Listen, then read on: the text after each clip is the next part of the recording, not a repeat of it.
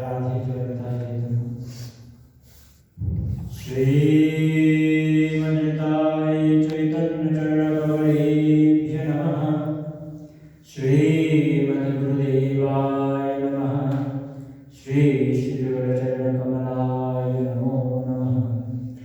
गुरुर्ब्रह्मा गुरुर्विष्णु गुरुर्देव महेश्वर गुरुः साक्षात् परब्रह्म तस्मै श्री गुरवे नमः।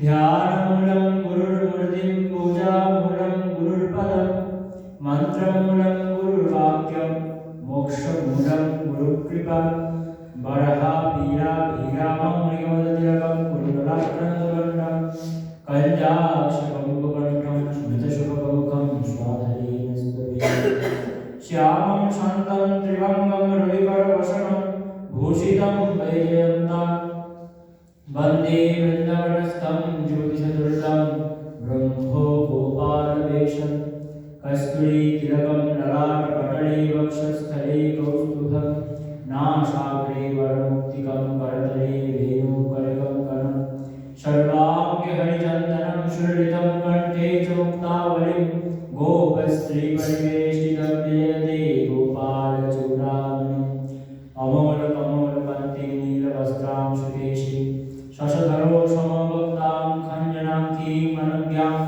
स्तनजगतो मुक्तादामदितां किशोरीं व्रजोपतिशतो कान्तां राधिकामाश्रयः आनन्दलीलामयविग्रहाय हेमाफलिपच्छविसुन्दराय तस्मै महाप्रेमरसप्रदाय चैतन्यचन्द्राय नमो नमस्ते।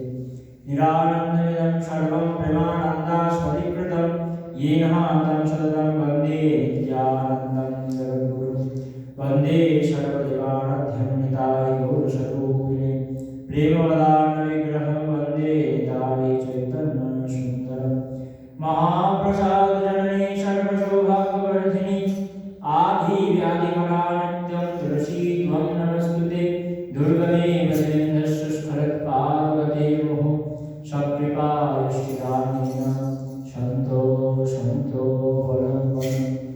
ॐ भवतापप्रणाशिन्यै आनन्दघनमूर्तये ज्ञानभक्तिप्रदायिन्यै मातस्तुभ्यं नमो नमः।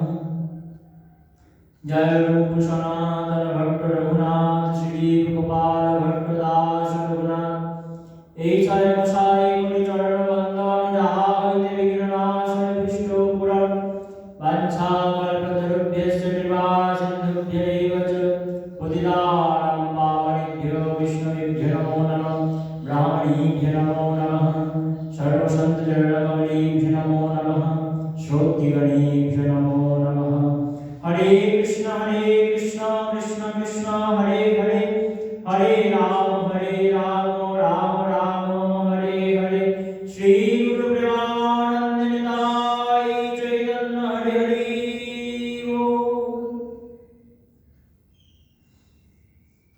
2 মিনিট ভগবত নাম সংকীর্তন, তারপর আমরা পাঠ প্রসঙ্গে প্রবেশ করব। हरे कृष्ण कृष्ण कृष्ण हरे हरे हरे राम राम राम हरे हरे हरे कृष्ण कृष्ण कृष्ण हरे हरे हरे राम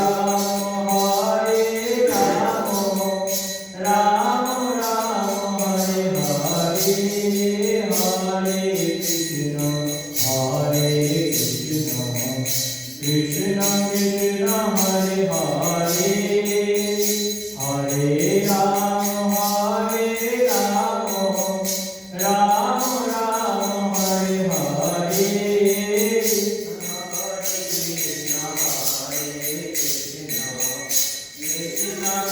हरे हरे हरे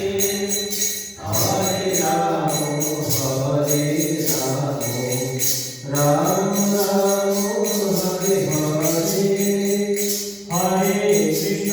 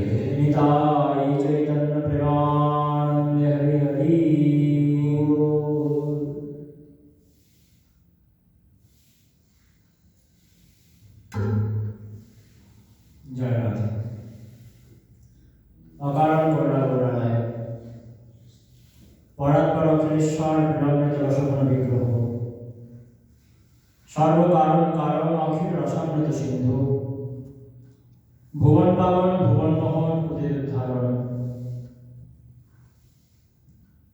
সর্ব অবতার শিরোমণি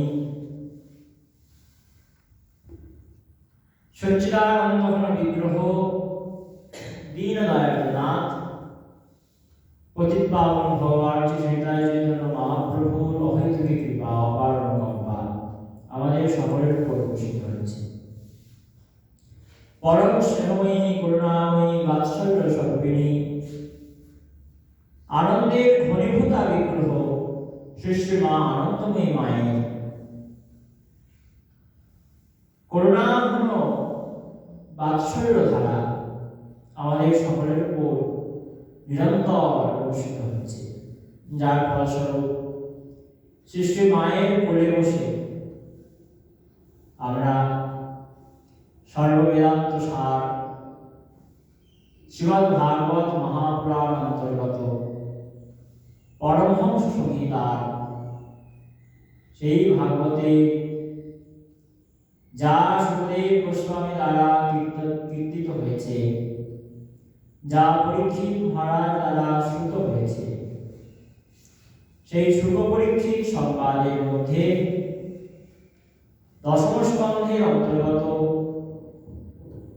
সপ্তচত্রাংশ অধ্যায়ে উদ্ধবের সমীপে রাধারানীর মহাভাব সমুদ্রের মধ্যে জল্পনাময় এক চিত্রে ভ্রমরের আগমনে রাধারানী ভ্রমরের সঙ্গে যে কথোপকথন করেছেন সেটি শ্রীমদ্ ভাগবতের ভ্রমর গীত, এবং তা আমরা আলোচনায় ব্রতী হয়েছি। এটি ভগবানের অহৈতুকী করুণা আমাদের সকলের উপর। তার কৃপাকে, করুণাকে অবলম্বন করেই আমরা এই প্রসঙ্গক্রমে অগ্রসর হচ্ছি। রাধারানীর এই ভুরি ভাবময় যে উদ্গার, সেই উদ্গার এখানে রাধারানী করছেন একে একে শ্লোকের মধ্যে দিয়ে, যার মধ্যে এক একটি সঞ্চারী ভাব যেন এক একটি স্রোতের মতো ভেসে আসছে। ঢেউ যেমন সমুদ্রে আসে আর ভেঙে পড়ে, আছাড় খায়, তেমন একটা একটা সঞ্চারী ভাব রাধারানীর ওই মহাভাব সমুদ্রে উঠছে, আর সেগুলি এসে ভ্রমরের সঙ্গে কথাবার্তায় কি হচ্ছে, আস্তে আস্তে ভেঙে পড়ছে। কৃষ্ণের দূত, কৃষ্ণের দূতে আজকে এমন ক্ষমতা যে দূতের কাছে আসার পরে রাধারানীর ভাবগুলি পরিবর্তন হচ্ছে। এই যে সঞ্চারী ভাবময়ী রাধারানী, তার সেই ভাব সমুদ্রে আমরা আস্বাদন করছিলাম গত দিবসে। তিনি এখন কৃষ্ণ কথা বহির্মুখ হয়ে গেছেন। যেমন করে সাধারণ মানুষ, নাস্তিক লোক কৃষ্ণ কথার নিন্দা করেন, তেমন করে তিনি কৃষ্ণ কথার নিন্দা করেছেন। আমরা গত দিবসে শুনছিলাম এবং বলেছিলাম যে যেমন করে সমুদ্রে ভেসে থাকা বা নদীতে ভেসে থাকা একটি প্রদীপ নেভার আগে দপ করে জ্বলে ওঠে, তারপরে নিভে যায়, খুব জোরে জ্বলে, ঠিক সেইভাবেই রাধারানীর মানটি এখন প্রবল, কারণ নেভার সময় হয়ে আসছে। নেভার আগে প্রবল মানিনী হয়েছে রাধারানী। তাই যখন ভ্রমর বলল আমার সবার গান এতই সুন্দর, যাকে ত্যাগ করা মুশকিল, তাহলে তুমি তাকে ছাড়তে চাইছো কেন? তখন তিনি প্রথমে বললেন তার সবার গানের যে ফল, কথার যে ফল, সেটি যাদব চরিত লীলা কর্ণ পীয়ূষ বিভ্রুট সকৃত দম বিধূত দ্বন্দ্ব ধর্মা বিরষ্টা সপদি বিধু কুটুম্ব দীন মুৎসৃজ্য দীনা বহব ইহ বিহঙ্গা ভিক্ষুচর্যাম চরন্তি। বলছেন যার চরিত্রধার কিঞ্চিত মাত্র যদি কেউ শুনে নেয়, তার দ্বন্দ্ব ধর্ম নষ্ট হয়ে যায়, সে আর পাতিব্রত থাকতে পারে না, আর স্বামী শুনলে স্ত্রীকে ছাড়ে, স্ত্রী শুনলে স্বামীকে ছাড়ে, এইরকম সকলের আচার আচরণ হয়, এবং তারপরে সে ভিখারির মতো তার দশা হয়। ভিখারি হয়ে গিয়ে শেষকালে কি হয়, ওই ভিখারি কি করে না, বৃন্দাবনের পথে পথে ঘুরে বেড়ায়, প্রভুর লীলাস্থলীতে ঘুরে বেড়ায়, ভিক্ষা চর্চা করে, ভক্তি ভিক্ষা চায়, আর ঘুরে বেড়ায়। ঘুরতে ঘুরতে ঘুরতে ঘুরতে সে আস্তে আস্তে মানুষ থেকে পাখি হয়ে যায়। পাখি হয়ে গিয়ে সে পরমহংস উপাধি লাভ করে। এই রাধারানীর আশয়, বলার আশয়, বক্তব্যের আশয় রাধারানী এটি বলছেন। তো ভ্রমর বলছে প্রাণেশ্বরী আমি তো চলে যাব, যাওয়ার আগে একটু আমার প্রাণনাথের বার্তাটা তোমায় দিয়ে দিই। আমার প্রাণনাথ তোমার জন্য কিছু বার্তা পাঠিয়েছি, সেই বার্তাটা তুমি শুনে নাও। তখন রাধারানী বলছে না না না, তার বার্তা শুনবো না। কেন? কারণ তার বার্তাটা তারই মতো, সে যেমন কপট, তার বার্তাটিও কপট, তার সন্দেশটাও কপট।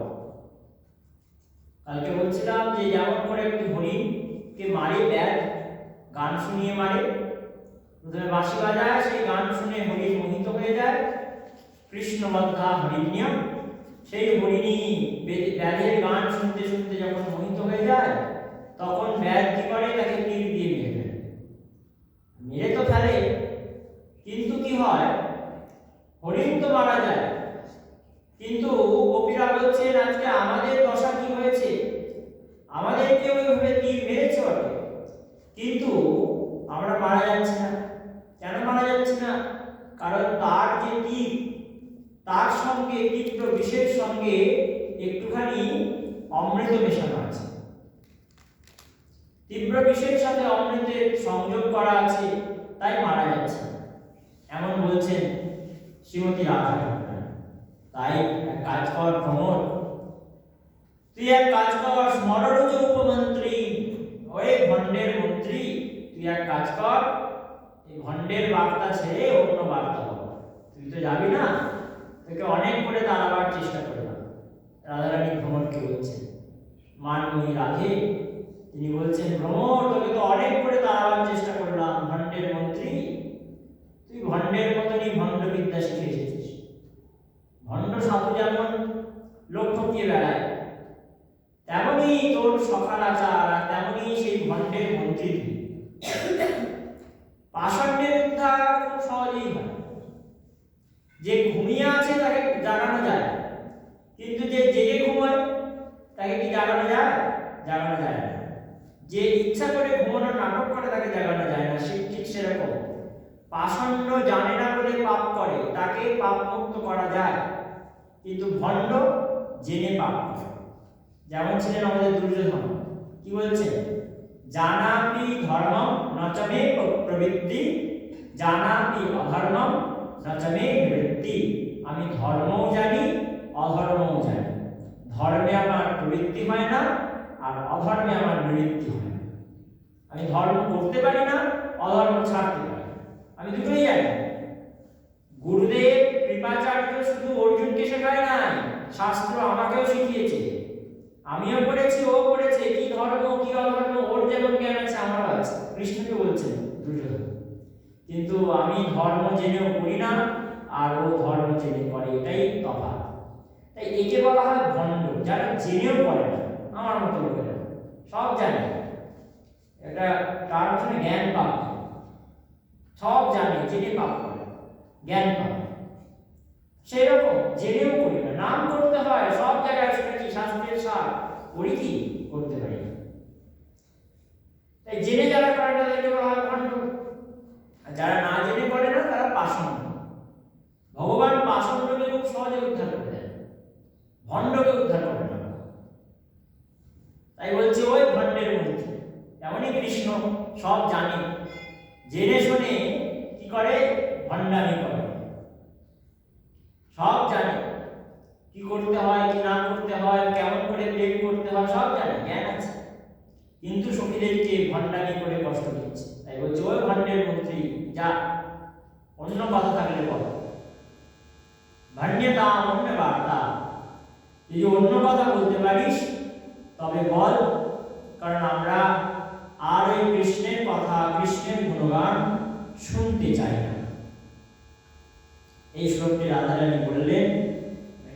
এই শ্লোকে নির্বেদ রয়েছে, রাধারানী নির্বেদের প্রসঙ্গে এই শ্লোকটি গান করেছেন। এটিকে বলা হলো আজল্প। আমরা আগের দিন আলোচনা করছিলাম, এটি হচ্ছে আজল্প। এরপর রাধারানী ওই ভাব করেন, উদ্ধব মহারাজের চিত্ত থেকে যেন শোনা যাচ্ছে, উদ্ধব ভাবছে মনে মনে যে আর বলবো না।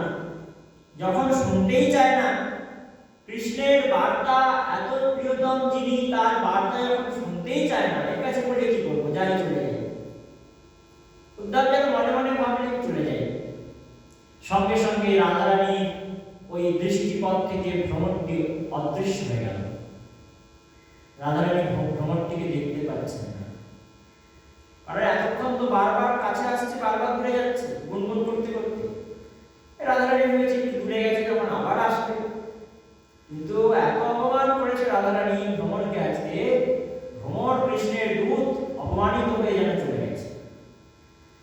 রাধারানী মনে মনে ভাবছেন ভ্রমরটিকে আর দেখতে পাচ্ছি না কেন, মনে হয় আমার কটু কথায় কষ্ট পেয়ে ওই সভা ত্যাগ করে চলে গেছে।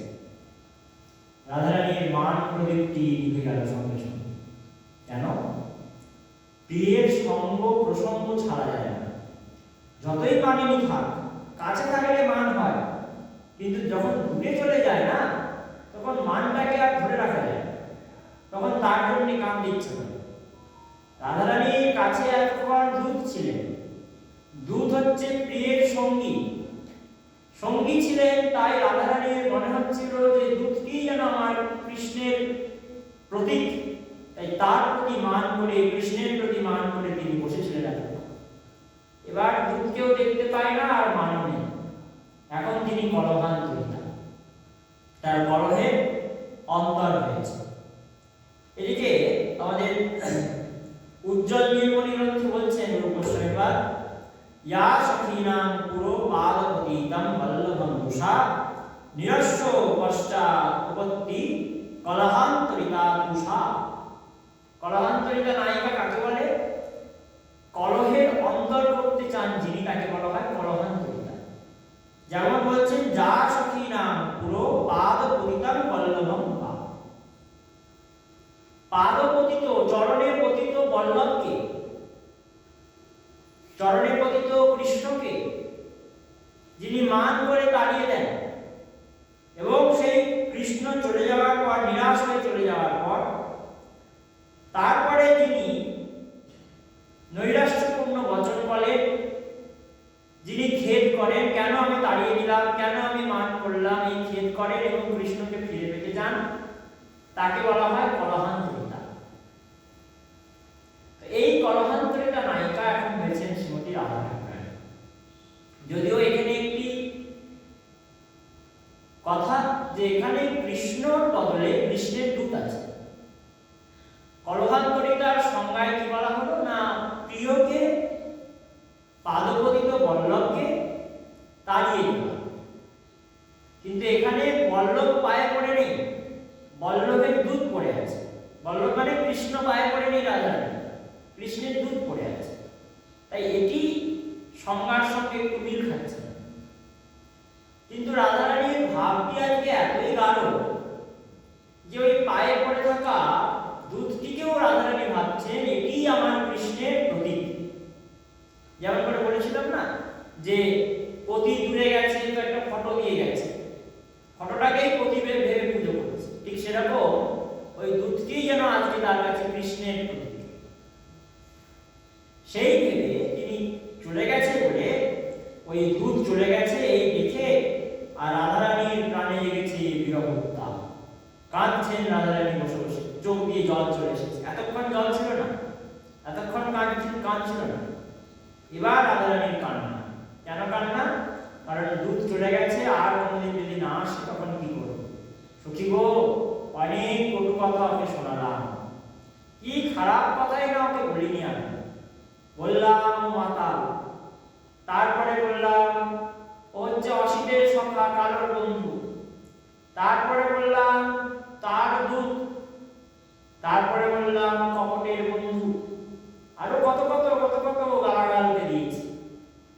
কিন্তু সব শুনেও আমার কাছে দাঁড়িয়েছিল, এত সহ্য করেছিল।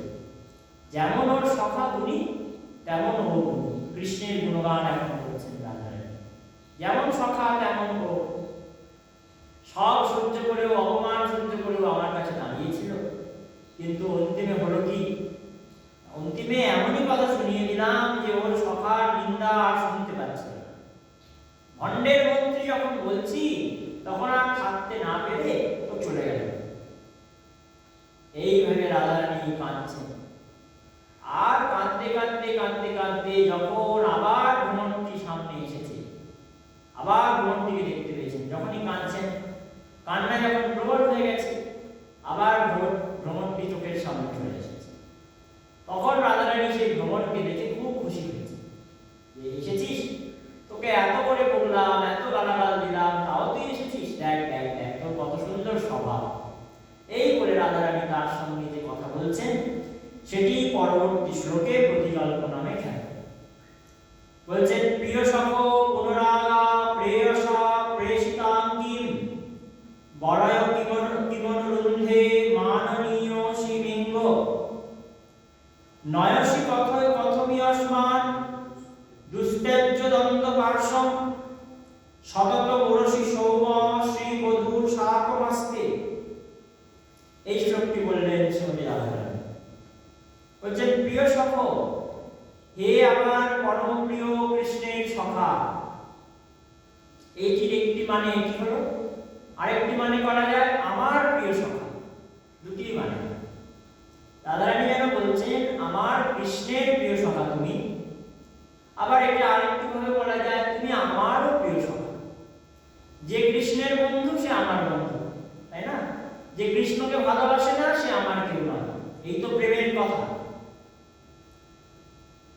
রাধারানীর যারা সখী তারা কি কৃষ্ণকে চেনে নাকি? জানে না।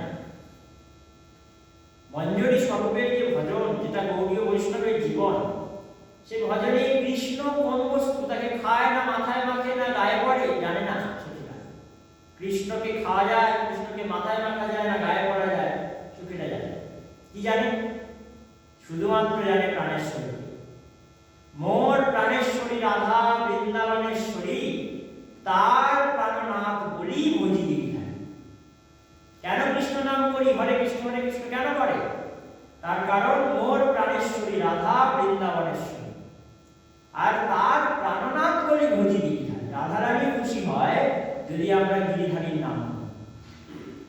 তো রাধারানীকে খুশি করার জন্য গোপীরা এই নাম করে, কৃষ্ণ নাম করে। তাই প্রিয়ের সখাও আমাদের সখা। রাধারানী আজকে বলছেন প্রিয়ের যারা সখা হয় সে আমারই সখা তুল্য। তাই হে প্রিয় সখে,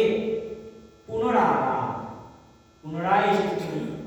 দেখো তুমি কত দয়াল, তোমার দয়ার কোনো সীমা নেই। ভ্রমণকে আজকে বলছেন, একটা তুচ্ছ ভ্রমণ কীট জাতি, যিনি রাধারানীর আজকে ভাবাকাশে এসেছেন, তাকে বলছে তোমার দয়ার কোনো সীমা পরিসীমা নেই। কেন? কারণ এত অপমান, এত লাঞ্ছনা, এত বঞ্চনা সহ্য করার পরেও তুমি আবার ফিরে এসেছো। সত্যি তোমার সখা আর তুমি একই রকম। আগে বলেছিলাম দুজনেই কপট, কিন্তু এখন দেখছি না, তোমাদের এই যে সহন শক্তি, তিতিক্ষা, এটিরও মিল রয়েছে। তাই প্রিয় সখ পুনরায় এসেছো তুমি। প্রেয়স প্রেষিতাম কি, তোমাকে কি প্রেয়সা মানে কৃষ্ণ পাঠিয়েছে? প্রেয়সা প্রেষিতাম কি, তোমাকে কি আমার প্রিয় কৃষ্ণ পাঠিয়েছে? আমার মনে হয় কি জানো ভ্রমর, নিশ্চয়ই তুমি আমার এই কটুবাক্য শুনে কৃষ্ণের কাছে চলে গিয়েছিলে, অপমানিত বোধ করে। কারণ কীট জাতিতে তো এত সহন শক্তি আসতে পারে না। তোমরা কি করো? যে মানুষ তোমাকে মারতে চায় না সেই মানুষকে কেউ কামড়ে দাও, ফুল ফুটিয়ে দাও। ভ্রমণ ফুল ফুটায় তো। যে তোমার মারতে চায় না তাকেও ফুল ফোটাও, এই তো তোমার স্বভাব। তাহলে ভ্রমণ, তোমার যদি এরকম স্বভাব হয় লোককে কষ্ট দেওয়া, যে তোমার ক্ষতি করে না তারও ক্ষতি করো, তো আমার মনে হয় তুমি তো এমন হতে পারো না যে আমার এত অপমান বাক্য শুনেও এখানে বসে থাকবে। অন্য কেউ তোমাকে ক্ষতি না করলেও তাকে ভুল ফোটাও। তাই তুমি মনে হয় আমার উপর রেগে গিয়ে চলে গিয়েছিলে। সেই জন্য তোমার সখা কি করলো? তোমার সখার কাছে গিয়ে যখন তুমি বললে যে দেখো এরকম গেছিলাম তোমার সখী রাধারানীর কাছে, গিয়ে তাকে বললাম এই করো, শোনো আমার কথা, মান ত্যাগ করো, আর মান ত্যাগ করে কৃষ্ণের বার্তাগুলি শোনো। তখন গিয়ে সেই রাধারানী অনেক কটু কথা শোনালো আমায়, আর যাবো না তার কাছে। এইসব তুমি নিশ্চয়ই গিয়ে বলেছিলে তোমার সখাকে। রাধারানীর ভাবের মধ্যে এইসব কথা আসছে, নিশ্চয়ই গিয়ে এইসব তুমি বলেছিলে তোমার সখাকে। আর সেই কথা শুনে সখা বলল না না ভ্রমর অমন করে না। রাধারানী আমাকে কতবার কত কথা শোনায়, কিন্তু আমি সেসব কথায় কান দিই না। কান না দিয়ে আমি আবার তার কাছে ফিরে যাই। কেন? প্রাণটা তো সেখানে বাধা। প্রিয়া যদি মান করি করে বৎসন, বেদ স্তুতি হইতে সেই হরে মরণ।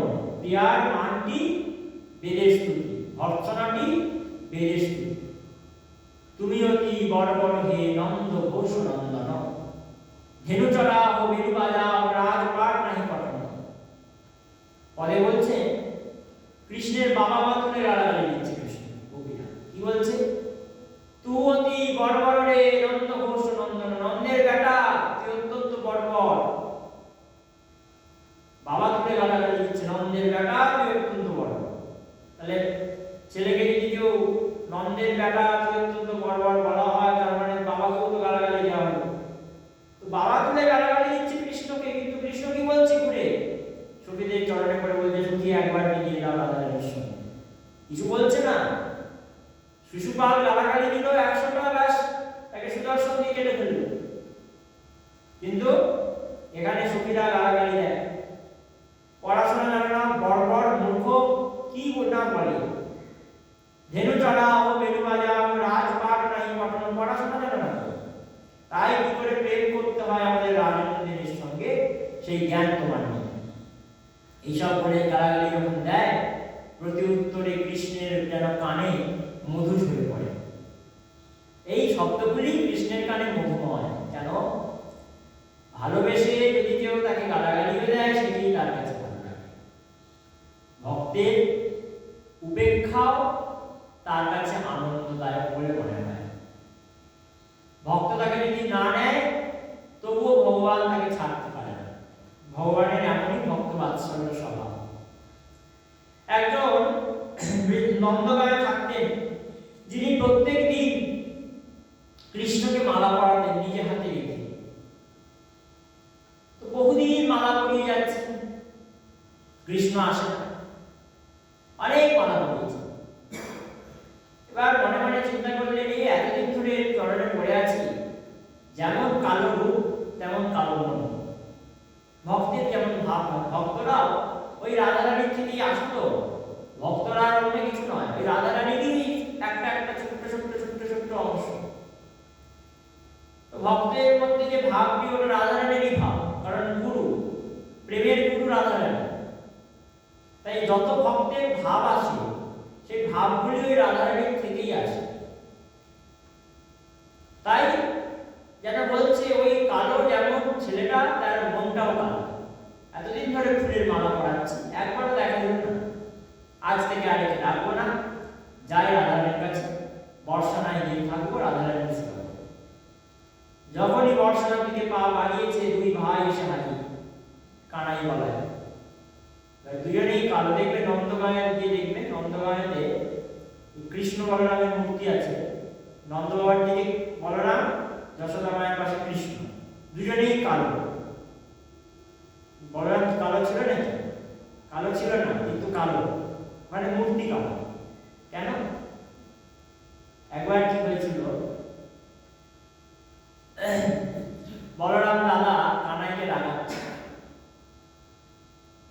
কানাই তুই জানিস বলে কি হয়েছে দাদা, তুই আসলে আমাদের কেউ নয়। মানে মানে তুই, তোকে তো কুড়িয়ে আনা হয়েছিল রাস্তা থেকে। বলে আমার যশোদা মা, আমার নন্দ বাবা।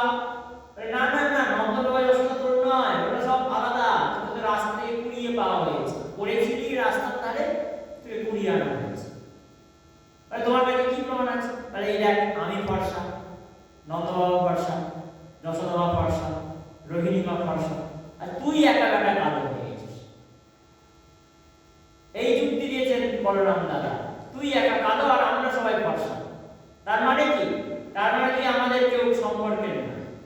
যদি সম্পর্কের হতিস, তাহলে আমাদের যে জিনের গুণ, সেই গুণ তোর মধ্যে থাকতো। বলছে তুই কেন কালো? কারণ তুই অন্য জায়গার লোক, আমাদের না। এই বলে যখন বলেছে, তাই তোকে যশোদা মা ভালোবাসার ভান করে, আমাকেই আসলে বেশি ভালোবাসে। কানাই তো কাঁদতে কাঁদতে মায়ের কাছে গেছে, মা দেখো বলাই দাদা কি বলেছে। কি বলেছে? বলে আমি নাকি তোমাদের কেউ নই। কেন? বলে আমাকে বলছে আমি কালো, তোমরা ফর্সা। আরে তোকে তো রাগাচ্ছি, আর কি করছো? না, বিচার চাই। কি বিচার? হয় আমাকে ফর্সা করো, নাহলে বলাই দাদাকে কালো করো। কানাইয়ের বিচার, হয় আমাকে ফর্সা করে দাও, নাহলে বলাই দাদাকে কালো করে দাও। এবার মনে মনে ভাবছে, মা এই কালো ছেলেকে তো ফর্সা করা খুব মুশকিল, ফর্সা লোককে কালো করা যায়। তাই বলাই দাদাকে ডাকলেন, ডেকে সঙ্গে সঙ্গে মুখে গোটা কাজল লাগিয়ে দিলেন, যে কালো করে। সেই থেকে নন্দগাঁয়ে এখনো কালো। তো আজকে বর্ষা নাই যাবে বলে প্রস্তুত যখনই হয়েছে ভক্ত, যে এবার থেকে রাধারানীকে মালা পরাবো, ব্যাস কানাই বলাই এসে দাঁড়িয়ে পড়েছে, কোথায় যাও? বলে আজ থেকে আর তোমাদেরকে চিনি না, আমি রাধারানীর কাছে যাচ্ছি। বলে এই তো আমরা এসে গেছি, যেটা তুমি চাইছিলে এসে গেছি। এসেছো কেন? আর তো তোমাকে চাই, এতদিন চেয়েছিলাম, তুমি আসোনি, আজকে এসেছো। এই ভগবান বলছেন, দেখো তুমি অন্য জায়গায় যাবে, এটা সহ্য করতে পারো। ভক্ত যদি তাকে উপেক্ষা করে, তখন ভগবান তাড়াতাড়ি তার কাছে চলে আসে। ভক্তের উপেক্ষা ভগবান সহ্য করতে পারে। তাই রাধারানীর এই যে মানপূর্ণ কথাবার্তা, এগুলি কৃষ্ণের কাছে আনন্দ বর্ধনকারী, ভালো লাগে।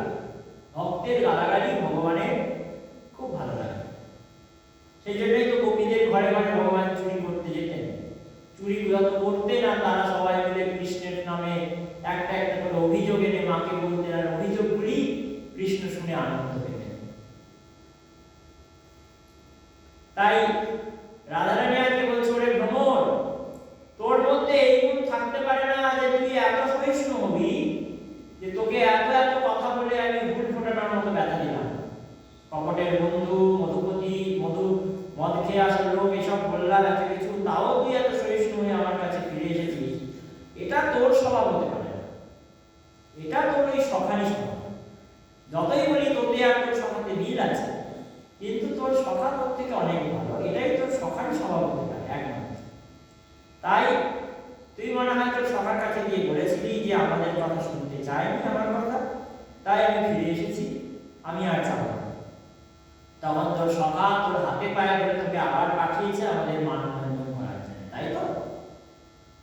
এই রাধারানী ভাব এটা বলছে, প্রেয়সা প্রেষিতম কিম, প্রেয়সা সেই কৃষ্ণ তোকে পাঠিয়েছে, তাই না?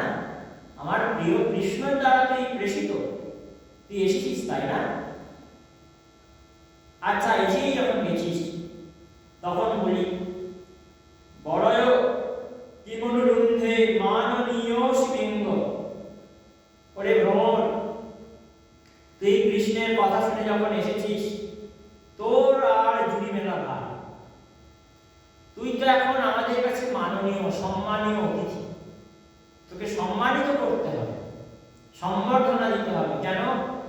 তার কারণ তুই আবার ফিরে এসেছিস, আমাদের কটু কথা শোনার পরেও ফিরে আসলি, আমাদের চরণে ফিরে এসেছিস, এই জন্যে তুই আমাদের মাননীয় অতিথি। রাধারানীর মান এখন চূর্ণ, রাধারানী এখন ওই দূতকে অতিথি বলছেন।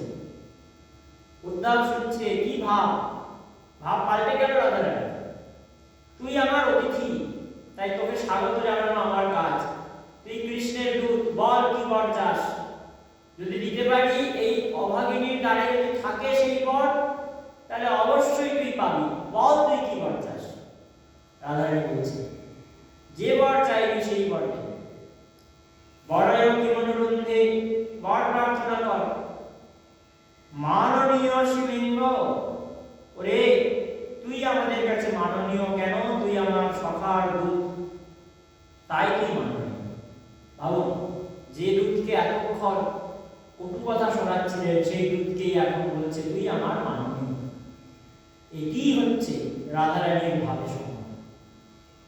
যার সঙ্গে এত কটু কথা, এত কটু ব্যবহার করলো, তাকে এখন মাননীয় বলে বর প্রার্থনা করতে হচ্ছে।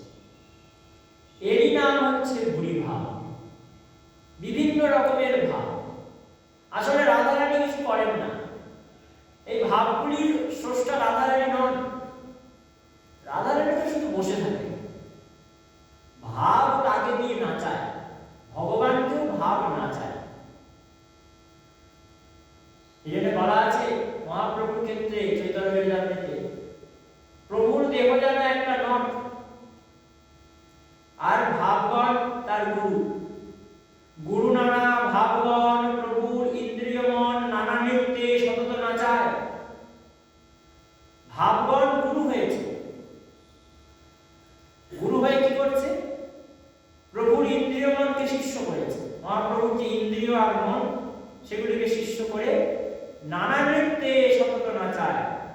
নির্বেদ, বিষাদ, দৈন্য, রোমহর্ষ আদি সৈন্য, তাদের কাজে প্রভুর প্রাণ যায়। কি হয়? কখনো কোনো দিক থেকে নির্বেদ নামক সৈন্য আক্রমণ করলো, মানে বৈরাগ্য। আবার তার অপোজিট হচ্ছে দৈন্য। কৃষ্ণকে বৈরাগ্যপূর্ণ কি করছে কখনো, যে তুমি ভালো নয়, তুমি সৎ, তুমি লম্পট। আবার তার বিপরীত সৈন্য হচ্ছে দৈন্য। দৈন্য মানে দীনতা, আমি তোমার দাসী, তুমি আমায় কৃপা করো, তুমি করুণা করো। দুটো কথা পুরো আলাদা না, অপোজিট না? একদিকে বলছে তুমি বাজে লোক, তোমাকে চাই না, আবার একদিকে বলছে তুমি আমায় কৃপা করো, তুমি না থাকলে আমার কি হবে। একদিকে নির্বেদ, একদিকে দ্বৈত। যদি দুটো অপোজিট দিক থেকে দুজন টানে কাউকে, তাহলে তার কি হবে? দুই দিকে টান অনুভব হবে, শরীরটা যেন দুদিকে ছিন্ন ভিন্ন হওয়ার চেষ্টা করবে, এদিকেও যাবে এদিকেও যাবে। আর মহাপ্রভুর যে ইন্দ্রিয় মন, তাকে তো দুদিকে কেউ টানছে না, অসংখ্য ভাব, অসংখ্য দিক থেকে টান মারছে। যেমন একটা বিন্দু থেকে অসংখ্য রেখা টানা যায়, সেরকম অসংখ্য ভাব, অসংখ্য দিক থেকে মহাপ্রভুর ইন্দ্রিয়কে আর মনকে টানছে। একবার নির্বেদ টানে, নির্বেদ, বিষাদ, দ্বৈত, রোমহর্ষ আদি শৈল। বিষাদ মানে অবসাদ, মন খারাপ করে বসে থাকা। তারই বিপরীত হচ্ছে রোমহর্ষ, আনন্দিত হওয়া। বিষাদিত হচ্ছে, আনন্দিত হচ্ছে। অর্থাৎ বিপরীত দিক থেকে যেন মহাপ্রভুকে সবাই মিলে টানাটানি আরম্ভ করেছে। এইরকমই ভাব রাখা, এক্ষুনি নির্বেদ, এক্ষুনি দ্বৈত, কখন যে কি ভাবে হৃদয় হচ্ছে কিছু জানে না রাধারানী। গুরু নানা ভাবগণ প্রভুর ইন্দ্রিয় মন, নানা নৃত্যে সতত নাচায়। বিভিন্ন নাচে নাচাচ্ছে, নির্বেদ, বিষাদ, দ্বৈত, রোমহর্ষ আদি শৈল। তার নৃত্যে প্রভুর প্রাণ যায়। মহাপ্রভু যেন প্রাণটাই চলে যাবে এমন অবস্থা হয়েছে। কেন না এত রকম ভাব সহ্য করা মুশকিল। প্রেমের ভাব কিঞ্চিত প্রকাশিত হলেই তাকে সহ্য করা মুশকিল হয়ে পড়ে। যদি অপক্ষ দেহ হয় তা তো বলে কথা নেই। এই জন্যই বলা হয় না নিধুবনে রাত্রেবেলা থাকতে নেই, কেন বলে তো, কাউকে রাখে না কেন? অপক্ষ দেহে যদি কেউ রয়ে যায়, সে সহ্য করতে পারবে না ওই দর্শনকে, ওই প্রেমকে। সহ্য করতে না পেরে তার বিকার চলে আসবে, পাগল হয়ে যাবে, মারা যাবে। একজন ছিলেন, সাধন ভজন হচ্ছে না বৃন্দাবনে, ছিল প্রভুপাদ কিঙ্করী গোস্বামীর শিষ্য বিনোদ বাবাজির গুরু ভাই। তিনি দেখছেন সাধন ভজন কিছু হচ্ছে না, তো গুরুকে চিঠি লিখলেন, আমি নিধুবনে যাচ্ছি বলে একাদশীর দিন রাত্রিবেলা নিধুবনে রয়ে গেছে। ব্যাস, পরের দিন সকালে তাকে পাওয়া গেল, তিনি শুধু ওই কিছু কথা বলতে পারছেন না, হেঁচকি তুলছেন আস্তে আস্তে। কিছুক্ষণ পরে গুরুদেব খবর পেলেন, কিঙ্করী গোস্বামী বিনোদ বাবাকে বললেন, আমার চরম খাওয়া জল নিয়ে গিয়ে ওকে পান করাতে। পান করালেন, উনি শরীর ত্যাগ করলেন, শরীর ছেড়ে দিলেন। কেন? অপক্ষ দেহে প্রেম ধারণ করা খুব মুশকিল। কাঁচা পাত্রে যেমন জল রাখলে পাত্রটা নষ্ট হয়ে যায়, জল দাঁড়ায় না, ঠিক সেরকম অপক্ষ দেহে প্রেম ধারণ করা মুশকিল। আর পাকা দেহ কতটা বলছে, অনু পরিমাণ প্রেম। রাধারানী যে প্রেমের সাগর, সেই প্রেমের এক অনু আমরা জীব হয়ে সেই প্রেম ধারণ করতে পারি। পেকে গেলে কাঁচা দেহ না। অপক্ষে সাধন রীতি পাখিলে সে প্রেম ভক্তি ভগবতী লক্ষণ তত্ত্ব সার। সাধনে ভাবিবে যাহা সিদ্ধ দেহে পাবে তাহা পক্কাপক্ষ মাত্র সে বিচার। সাধনে যা ভাবনা করা হয় সিদ্ধ দেহে তাই পাওয়া যায়। এই হচ্ছে পক্ষ আর অপক্ষের বিচার। বলছে অপক্ষে সাধন রীতি, পাকা নয় যখন তখন সাধন করা উচিত। পাখিলে সে প্রেম ভক্তি, পেকে গেলে তখন প্রেম ভক্তি পায়। তাই অপক্ষ দেহে সাধন, সাধন করে করে ওই যেমন করে বুলেট প্রুফ কাঁচ বলছিলাম, যে কাঁচটাকে বারবার ঠান্ডা গরম ঠান্ডা গরম ঠান্ডা গরম করে করে এমন শক্ত করে দেওয়া হয়, যার ফলে এমন ডেভেলপ করে দেওয়া হয় যার ফলে একটা বুলেট পর্যন্ত ওকে প্রবেশ করতে পারে। ঠিক সেইভাবে সাধন ভজনে গরম ঠান্ডা করা হয় ভক্তকে, বারবার কিছু কিছু ভাব দেওয়া হয়, আবার ভাবগুলি সরিয়ে নেওয়া হয়। এক্ষুনি ভক্ত ভগবানের জন্য কাঁদছে, আবার এক্ষুনি সব ব্যাকুলতা উঠে গেল, তখন ভাবছে কোথায় কৃষ্ণ, কোথায়, আমার মধ্যে তো কিছু নেই, আবার ব্যাকুলতা এলো, কখনো আনন্দ কখনো ব্যাকুলতা। ভক্তের মাঝখানে এরকম আসে সব সময়। কখনো মনে হয় খুব আনন্দে আছি, খুব ভালো ভজন হচ্ছে, আবার কখনো ভজন ভজন সব মুছে যায়। এই যে প্রাকৃত ভাব, এটা সকলের হয়। কেন হয়? এই গরম ঠান্ডা করছে, মান অপমান, গরম ঠান্ডা করছে, প্রস্তুত করছে আমাদেরকে বুলেট প্রুফ বানাবার জন্য। কাম ক্রোধের গুলি যত লাগুক, যাতে আমরা ক্ষতবিক্ষত না হই, তৈরি করার জন্য বুলেট প্রুফ করে দিচ্ছেন, গরম ঠান্ডা করে দেবেন। এইভাবে যখন আমাদেরকে তৈরি করেন, তারপরে পেকে যায়। পেকে গেলে ওই যে বিভু পরিমাণ প্রেম, ওই যে সমুদ্রবৎ প্রেম, অনন্ত প্রেম, তার মধ্যে এক কণা, এক বিন্দু মাত্র আমরা রাখার যোগ্যতা পাই। তাও রাখতে গিয়ে কি হয়, ভক্তদের রেখে ভক্তদের জ্বালা। সেই প্রেম যখন চলে আসে, তাদের চোখের জল, রোমহর্ষণ, তাদের অশ্রু, কম্প, পুলক, শেদ, বৈবর্ণ, স্তম্ভ, মূর্ছা, প্রলয়, এইসব ভাব তাদের মধ্যে স্ফুরিত হয়। আর সেই ভাব সহ্য করা অত্যন্ত কঠিন হয়ে পড়ে। প্রাণ চলে যাবে এমন অবস্থা, কিন্তু প্রাণ যায় না। তাই এক বিন্দু প্রেমকে রাখতে যদি এত কষ্ট করতে হয়, তাহলে সেই প্রেমের যিনি সিন্ধু, তার কেমন কষ্ট পেয়ে যাবে। এক বিন্দু প্রেমকে ধারণ করতে যদি এত কষ্ট হয়, যে ভক্তরা কখনো কাঁদে, কখনো হাসে, কখনো মূর্ছিত হন, তাহলে সেই প্রেমের যিনি সিন্ধু, তার কেমন দশা, তিনি কি করেন। প্রেমের সিন্ধু রাধা রানী, প্রেমের যে চরম ভাব, ঘনীভূত অবস্থা, তার নাম মহাভাব। সেই মহাভাবের, মৌনাক্ষ মহাভাবের স্বরূপিণী রাধা ঠাকুরানী, তার কি দশা হয়েছে আছে, যে প্রেমের কণিকা মাত্র পেলে জগৎ ডুবে যাবে। জগৎকে ডোবাতে সমর্থ প্রেমের কণিকা।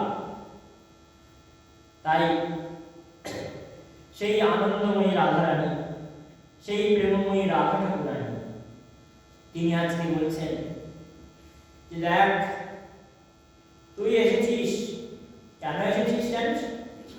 তোর প্রিয় তোকে পাঠিয়েছে, তোর সখা তোকে পাঠিয়েছে, তাই বড়ই অনুরোধে, তাই বর প্রার্থনা কর। বড়ই কি অনুরোধে বর প্রার্থনা কর, কি বর চাস? যদি আমাদের মধ্যে অভাগিনীদের কাছে থাকে, তাহলে সেই বর তোকে আমরা দিতে পারি, কারণ তুই আমাদের মাননীয় অতিথি। অতিথিকে সম্মান দেওয়া উচিত। সখীগণ, একে সবাই সুন্দর করে সম্মান দাও। কি খেতে চায়, কি পান করতে চায়, তাই পান করা হবে। রাধারানী বলছেন সখীদেরকে। আর যদি তুই বলিস নয়সী কথমি আসমান দুস্ত্যাজ্য দ্বন্দ্ব পার্শ্ব, যদি তুই এমন কথা বলিস যে আমার সখা আপনাদেরকে নিয়ে যেতে বলেছে, আমার সখা বলেছে আপনারা চলুন, মথুরায় গিয়ে থাকবেন, তাহলে শোন ভ্রমণ, কত ইহ আসমান, আমরা এখান থেকে যেতে পারবো না। নয়স, আমরা যেতে পারবো না। কেন? দুস্ত্যাজ্য দ্বন্দ্ব পার্শ্ব, তার সঙ্গে যারা সব তার মধুবধূগণ রয়েছে, সেই তাদেরকে দেখে আমাদেরও দুঃখ, তাদেরও দুঃখ। কেন? কারণ তারা যখন থাকবে, তাদেরকে এমনিতেই তো তার কৃষ্ণ বিরহে আমরা পাগল হয়ে যাচ্ছি। আবার যখন গিয়ে দেখবো কৃষ্ণ অন্যকে ভালোবাসে, তখন তো আরো প্রাণটা জ্বলে যাবে। একটা ঈর্ষা হয় না, যে প্রেম করে তার ঈর্ষা হয়, যে ভালোবাসে তার ঈর্ষা হয়, যে আমি আমাকে ছাড়া অন্য কাউকে যেন না ভালোবাসে। ভগবানের মধ্যে এই ঈর্ষাটা খুব বেশি পরিমাণে আছে ভগবানের মধ্যে। তাই ভগবানকে যখন কেউ ভালোবাসতে যায়, একবার তার নাম করে, তার কি করে, হৃদয়ে ভগবান ঢুকে দেখে, হৃদয়ে কে আছে, ধরে ফেলেন ভগবান যে আমার নাম করেছে বটে, কিন্তু আমাকে ভালোবাসে না। ভালোবাসে কাকে? স্ত্রী, পুত্র, পরিবার, সংসার, দেহ গেহ, বিত্ত, বৈভব, একে ভালোবাসে।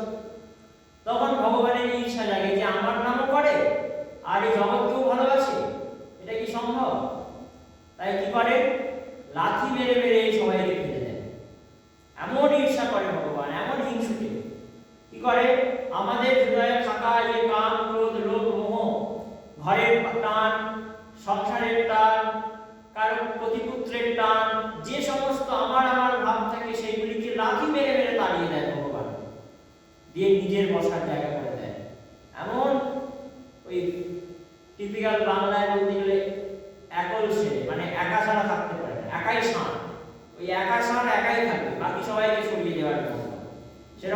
ভগবান হৃদয়ে একাই থাকতে ভালোবাসে, অন্য কাউকে নিয়ে থাকবেন না। তাই কি করেন, আমাদের হৃদয়ে যত কামনা বাসনা লোভ মোহ যার প্রতি আমাদের ভালোবাসা সেগুলি থেকে আমাদেরকে বিরত করেন, করে একাই সেই হৃদয়ের মাঝে বসে পড়েন। তাই বলছেন রাধারানী, দেখ সেই কৃষ্ণের যেমন এমন স্বভাব, তেমন আমরাও এটা চাই না যে কৃষ্ণ আমাদেরকেও ভালোবাসে তার সঙ্গে অন্য কাউকে ভালোবাসে, আমরা এটা চাই না। তাই আমরা যদি গিয়ে এমনটা দেখি আমাদের বিরহ আরো বেড়ে যাবে। তাই দ্বন্দ্ব পার্শ্বম, তার পাশে যারা দ্বন্দ্ব আছে মানে দম্পতিগণ আছে, মধুবধূগণ আছে, তারা তো পাশে আছেন কৃষ্ণের। তাই তাদেরকে দেখে আমাদের বিরহ বাড়বে, শুধু আমাদের বাড়বে না তাদেরও বাড়বে। তাই একটা কাজ কর, তুই এই অনুরোধ আমাদেরকে করিস না যে যেন আমরা ওখানে ফিরে যাই, এই অনুরোধ তুই করিস না, বাকি সব কথা বল, শুনবো। বড় একটা কাজ কর না, তোর সখাকে কেন বলছিস না এখানে একবার দেখা করে যেতে, বল তোর সখাকে একবার দেখা করে যেতে। তাই আমরা যাব না, বলার আশয় এটাই, কৃষ্ণ ছাড়তে পারি কিন্তু বৃন্দাবন ছাড়তে পারি না। রাধারানী বলার ভাবে কি, আমরা কৃষ্ণ ছাড়তে পারি কিন্তু বৃন্দাবন ছাড়তে পারি না, আমরা যাব না। তাহলে কি কৃষ্ণের থেকে বৃন্দাবন বড়? বলে হ্যাঁ, কৃষ্ণের থেকে অনেক গুণে বড় শ্রীধাম বৃন্দাবন। যে বৃন্দাবন ওই ভগবানের মনে প্রেম তৈরি করে সেই তার নাম বৃন্দাবন। যখন প্রথম বৃন্দাবনে এসেছিলেন কৃষ্ণ, তখন সুখদেব গোস্বামী বর্ণন করছেন, বৃন্দাবনম গোবর্ধনম যমুনা পুলিনানি চ ভিক্ষাসি উত্তমা প্রীতি রাম মাধব যোর্নিবা। বৃন্দাবন আর গোবর্ধনকে দেখে, যমুনা পুরীকে দেখে কৃষ্ণের মনে আর বলরামের মনে অত্যন্ত উত্তম প্রীতির সঞ্চার হল। এটাই বলছেন সুখদেব গোস্বামী, প্রীতি মানে প্রেম। ভগবানের মনে উত্তম প্রেমের সঞ্চার হলো কিসের ফলে? বৃন্দাবন শুধুমাত্র দর্শনের ফলে। তাই সখীরা বৃন্দাবন ত্যাগ পছন্দ করেন না। তাই বলেছেন, আমরা অন্য জায়গায় তোমার সঙ্গ চাই না, আমরা বৃন্দাবনে তোমার সঙ্গ চাই। তোমার চরণ মোর ব্রজপুর ঘরে উদয় করাও যদি তবে বাঞ্ছা পুরে। তোমার চরণটা যদি ব্রজপুরে উদয় করাও, আমার ঘরে উদয় করাও, তবে আমাদের বাঞ্ছা পূরণ হয়। কারণ অন্য জায়গায় তোমার চরণ পেয়ে লাভ নাই, অন্য জায়গায় সবাই পায়, বৃন্দাবনে কজন পায়? বৃন্দাবনে তার যে চরণ মহিমা, সেই চরণ মহিমা সবাই পায় না। তাই তোমার চরণ মোর ব্রজপুর ঘরে উদয় করাও যদি তবে বাঞ্ছা পুরে, তবেই আমার বাঞ্ছা পূরণ হয়। এই হচ্ছে শ্রীরাম বৃন্দাবনের মহিমা। কিবা মানো ব্রজবাসী, কিবা জিয়াও ব্রজে আসি, কেন জিয়াও দুঃখ সহিবারে। হয় ব্রজবাসীকে মেনে থাকো, না হলে বৃন্দাবনে এসে ব্রজবাসীকে বাঁচি। কারণ বৃন্দাবন ত্যাগ করা যায় না, তোমাকেও ত্যাগ করা যায় না, কিন্তু ফার্স্ট প্রায়োরিটি আমাদের বৃন্দাবন। কারণ বাইরে গিয়ে তোমাকে পাওয়া যায় না। কৃষ্ণকে যদি ব্রজেন্দ্র নন্দন রূপে পেতে হয়, তাহলে সেটা বৃন্দাবনেই সম্ভব, অন্য জায়গায় সম্ভব নয়, অন্য ধারে সম্ভব নয়। কৃষ্ণ যতদিন বৃন্দাবনে ছিলেন পায়ে জুতো পড়েননি। কৃষ্ণের পদরেণু এক তো পেয়েছেন কালিয়নাগ, আর এক পেয়েছেন বৃন্দাবনের রথ। কৃষ্ণের পায়ের ধুলো বৃন্দাবনের রথ পেয়েছে, কিন্তু যখনই কৃষ্ণ মথুরায় গেলেন, গিয়ে দেখা যায় কংসের যেখানে জুতো তৈরি হয় সেখান থেকে জুতো পরলেন। কংসের বস্ত্রগুলিকে ভালো করে ঢিলা ঢালা হচ্ছিল, বড় হচ্ছিল বলে একজন দর্জিকে দিয়ে সেলাই করিয়ে নিলেন, নিজের মতো ফিট করে পরে নিলেন, অর্থাৎ রাজকুমার সাজলেন কৃষ্ণ। তাই তো কাজী নজরুল ইসলাম বলেছেন, হারিয়ে গেছে ব্রজের কানায় দ্বারাবতীর দেশে। ব্রজের কানায় দ্বারাবতীর দেশে হারিয়ে গেছে। তার কোমল অঙ্গে লাগতো ব্যথা, রাখলে বুকের পরে কোন পাষাণ তারে বসিয়েছে রে সিংহাসনের পরে। হারিয়ে গেছে ব্রজের কানায় দ্বারাবতীর দেশে। তোদের মদন মোহন গোপালকে দে ফিরিয়ে ব্রজপুরে, ওই বৃন্দাবনের রাখালকে কি মানায় রাজার বেশে। হারিয়ে গেছে ব্রজের কানাই দ্বারাবতীর দেশে। বলছেন তার যে কোমল অঙ্গ, আমাদের বুকের ওপর সেই কোমল অঙ্গকে রাখলে ব্যথা লাগলো তার চরণে, আর সেই তাকে কিনা ওই পাষাণী ওই মথুরাবাসী দ্বারকাবাসী তাকে সিংহাসনে বসিয়ে দিয়েছে। ভেবে দেখো কিরকম কষ্টদায়ক ব্যাপার। ওই পাষাণীগুলো কি করেছে, তাকে রত্ন সিংহাসনে বসিয়েছে, যে আমাদের এই বুকের উপর রাখলে যার চরণে লাগতো, তাকে যদি সিংহাসনে বসানো হয়, কঠোর সিংহাসনে, তার কতটা ব্যথা লাগবে। তাই ওই মদন মোহন গোপালকে ফিরিয়ে ব্রজপুরে বৃন্দাবনের রাখালকে কি মানায় রাজার দেশে, হারিয়ে গেছে ব্রজের কানাই দ্বারাবতীর দেশে। ও হারিয়ে গেছে, এই বৃন্দাবনের রাখাল তাকে বৃন্দাবনেই পৌঁছায়। তাই তো সখীদের বারবার প্রার্থনা বিভিন্ন পদের মাধ্যমে, একবার ব্রজে চলো ব্রজেশ্বর দিন দুই তিনের মতো, তোমার মন মানে তো থাকবে সেথায়, নইলে এসো দ্রুত। কি সুন্দর প্রার্থনা! এক দুদিনের জন্য যেও, বেশি দিনের জন্য না। তোমার মন মানে তো থাকবে সেথায়, নইলে এসো দ্রুত। আর তুমি ফিরে এসো। আমরা জানি তুমি রাজা হয়ে গেছো, তোমার এখন ওখানে ভালো নাও লাগতে পারে, কিন্তু একবার তো চলো। তুমি যদি বলো শ্যাম ব্রজে যেতে, চরণ ধুলায় ধূসর হবে। তুমি যদি বলো এখন তো আমি জুতো পরে ঘুরে বেড়াই, আর বৃন্দাবনে শুধু ধুলো আর ধুলো, মাটি, তাই ওই বৃন্দাবনে গেলে পাহাড়গুলো ধুলো হয়ে যাবে। তাহলে আমরা বলি, আমরা ব্রজগোপী আঁচল পেতে রাখবো তোমার পথে, তুমি আঁচলের উপর দিয়ে চলো, তোমার পা ধুলো হবে না। তুমি যদি বলো যে বৃন্দাবন যেতে যমুনা কেমন করে পার হবো, তুমি যদি বলো শ্যাম ব্রজে যেতে যমুনা কেমনে বেড়াইব, আমরা ব্রজগোপী দেহ ফেলায় পার করিয়া দেব। একবার ব্রজে চলো ব্রজেশ্বর দিন দুই তিনের মতো, তোমার মন মানে তো থাকবে সেথায়, নইলে এসো। তুমি যদি বলো যমুনা কেমন করে পার হবো, তাহলে আমরা আমাদের দেহ ফেলা, দেহ নৌকা দিয়ে তোমায় পার করে দেব। এই তো গোপীদের প্রার্থনা। তাই সব ছাড়তে পারে, কিন্তু বৃন্দাবন ছাড়তে পারে না। বৃন্দাবন তাদের কাছে একমাত্র জায়গা যেখানে বসে তাদের কৃষ্ণ বিরহটাও আনন্দের মনে। তাই এই হচ্ছে রাধারানীর ভাব, বৃন্দাবনে থাকা। তাই বলছে তুই ওকে আসতে বল এখানে। ভ্রমণ যেন বলে প্রাণেশ্বরী তুমি তো আবার ঘুরে ফিরে সেই একই কথায় ফিরে আসছো। কি কথা?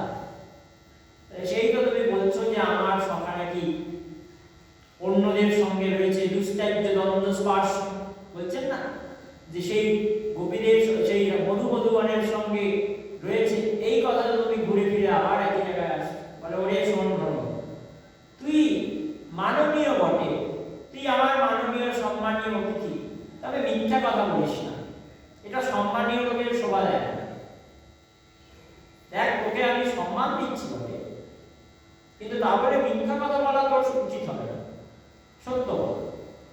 আমি দিব্য দৃষ্টিতে এখান থেকে দেখতে পাচ্ছি শতত মুরসী সৌম শ্রীবধূ শাকমাস্তে, আমি এখানে দেখতে পাচ্ছি শতত মুরসী, শতত তার বুকের মধ্যে, শততম উরসী, পুরো মানে বুক, শতত তার বুকের মধ্যে শ্রীবধূ শাকমাস্তে, সেই সৌমের বুকের মধ্যে, সৌম কৃষ্ণের বুকের মধ্যে কে রয়েছে? শ্রীবধূ লক্ষ্মী রয়েছে, আর ওই যে মধুমধুগণ আছে ওরা রয়েছে। আমি দেখতে পাচ্ছি দিব্য দৃষ্টিতে। তুই যদি বলিস যে কেউ কাউকে ভালোবাসে না কৃষ্ণ তোমাদেরকে ছাড়া, তাই তোমরা ফিরে চলো, তাহলে বলবো তুই মিথ্যা কথা বলছিস।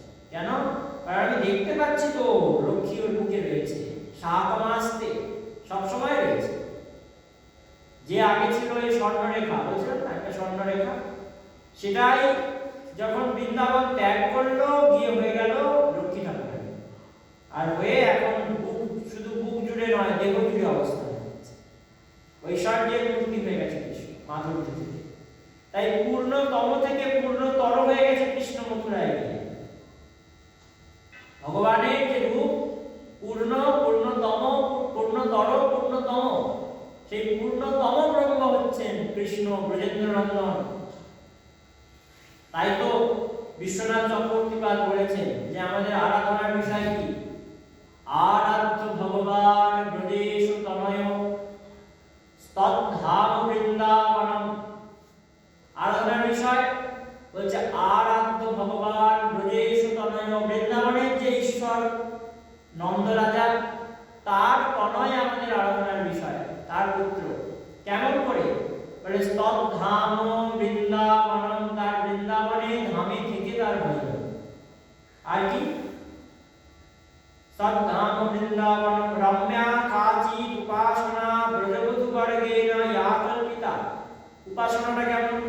বলে যেভাবে ব্রজবধূগণ কৃষ্ণকে ভালোবেসেছিল সেটাই আমাদের উপাসনা। শ্রীমদ্ ভাগবতে এর প্রমাণ কি? বলে ভাগবত মহাপুরাণ হচ্ছে এর প্রমাণ, ভাগবতের প্রমাণ। বলে কে বলেছে? মতটাকার। বলে মতটি কার জানো? শ্রীমান মহাপ্রভুর মতবিদাং তত্রাদরো না করো, এটি শ্রীমান মহাপ্রভুর মত, এর উপরে আর কোনো মত নাই। আরাধ্য ভগবান ব্রজেষু তনয় তদ্ধাম বৃন্দাবনম রম্যা কাচি উপাসনা ব্রজবধূ বর্গেণ ইয়া কল্পিতা। তাই এই যে শ্রীমদ্ ভাগবতম প্রমাণমমলম প্রেম কুমার্ত মহান শ্রীমদ্ মহাপ্রভুর মতমিদম তত্রাদরো না করো, তাই এর উপরে আর কোনো মত নাই। বলছে মহাপ্রভুর মত কি করে মানব? মহাপ্রভু বলেছেন একবার মহাপ্রভু যখন প্রয়াগরাজে আছেন, তীর্থরাজ প্রয়াগ, একজন ব্রাহ্মণ এসেছেন, উপাধ্যায় ব্রাহ্মণ। উপাধ্যায়কে মহাপ্রভু প্রশ্ন করছেন, প্রভু কহে বলো উপাধ্যায়, সমস্ত রূপের মধ্যে ভালো রূপ কোনটা? উপাধ্যায় বলছে শ্যাম এব পরম রূপম, কৃষ্ণ রূপ হচ্ছে পরম রূপ, শ্যাম রূপ পরম রূপ। আচ্ছা বলো উপাধ্যায়, সমস্ত পুরীর মধ্যে কোন পুরী শ্রেষ্ঠ? অনেক পুরী আছে, মধুপুরী, নীলাচলপুরী, দ্বারকাপুরী, কাশীপুরী, অনেক পুরী আছে, কোন পুরী শ্রেষ্ঠ? পুরী, মধুপুরী, বরা। উনি বললেন মধুপুরী মানে বৃন্দাবন হচ্ছে সবথেকে শ্রেষ্ঠ, বরা শ্রেষ্ঠ। আর বলছে আচ্ছা উপাধ্যায় এবার বলো কোন বয়সের কৃষ্ণের ধ্যান করব? বুড়ো কৃষ্ণের না ছোট কৃষ্ণের না গোপাল কৃষ্ণের? কোন কৃষ্ণের?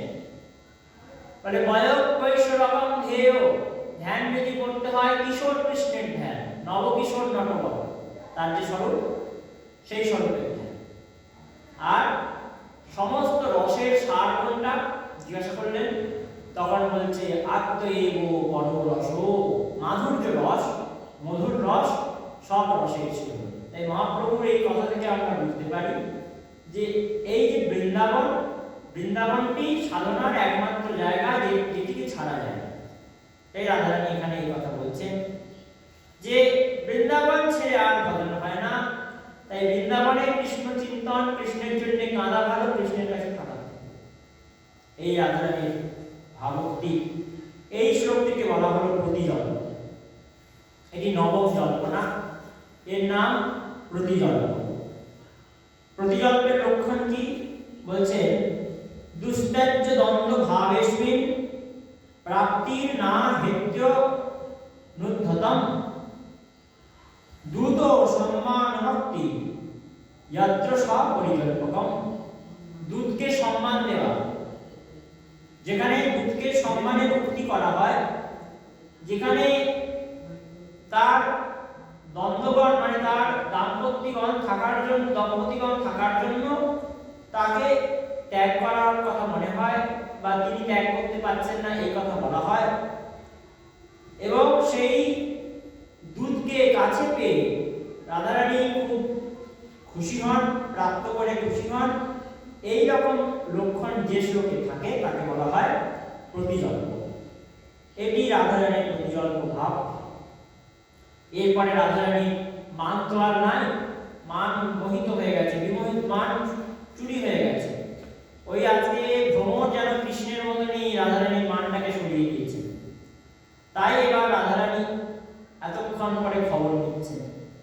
ভ্রমর বলছে, ঠাকুরানী তুমি এত কথা বলছো, কিন্তু একবারও তুমি যে আমার কৃষ্ণকে এত ভালোবাসো, একবারও তার খবর তো নিলে না, কেমন আছে একবারও বললে না, কেমন আছে কৃষ্ণ? এত শ্লোকে একবারও বলেছে নাকি? কত কিছু বলেছে, কপটের বন্ধু, অসিত, কত কিছু বলেছে, কিন্তু কোনোদিন বলেনি কেমন আছে কৃষ্ণ। তাই বলছে তুমি তো একবারও জিজ্ঞাসা করলে না কৃষ্ণ কেমন আছে। তাই রাধারানী বলছে, সত্যি ঠিকই বলেছিস ভ্রমর, দেখ দেখ আমার প্রেমে কত ফাঁক, এই জন্যই বোধহয় কৃষ্ণ আমাকে ছেড়ে গেছে। আমি তো ভালোবাসতে জানি না, তুই বলে দিলি বলে শিখলাম, দেখ আমার প্রেমে কত ফাঁক হয়ে গেছে। এই ফাঁকের জন্যই কৃষ্ণ আমাকে না দেখে না নিয়ে আমাকে এখান থেকে চলে গেছে। তাই ভ্রমর তুই বল।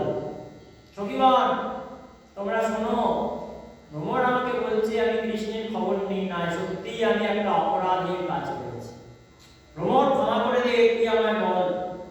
অপিবৎ মধুপুরিয়াম আর্যপুত্রাধুনাস্তে স্মরতি স পিতৃগেহান সৌম বন্ধুশ্চ গোপান ক্বচিদপি স কথান কিঙ্করীণাং গৃণীতে ভুজম অপুরুষবন্ধম মূর্ধন্য ধ্যাস্যাৎ কদানু। বলছেন অপিবৎ মধুপুরিয়াম মার্যপুত্র অধুনাস্তে, এখন সেই যে মধুপুরিয়াম মানে মথুরায়, আর্যপুত্র, আর্য মানে শ্রেষ্ঠ, এই রাজাদেরকে বলা হয় আর্য, তারা শ্রেষ্ঠ তো, নরশ্রেষ্ঠ রাজা।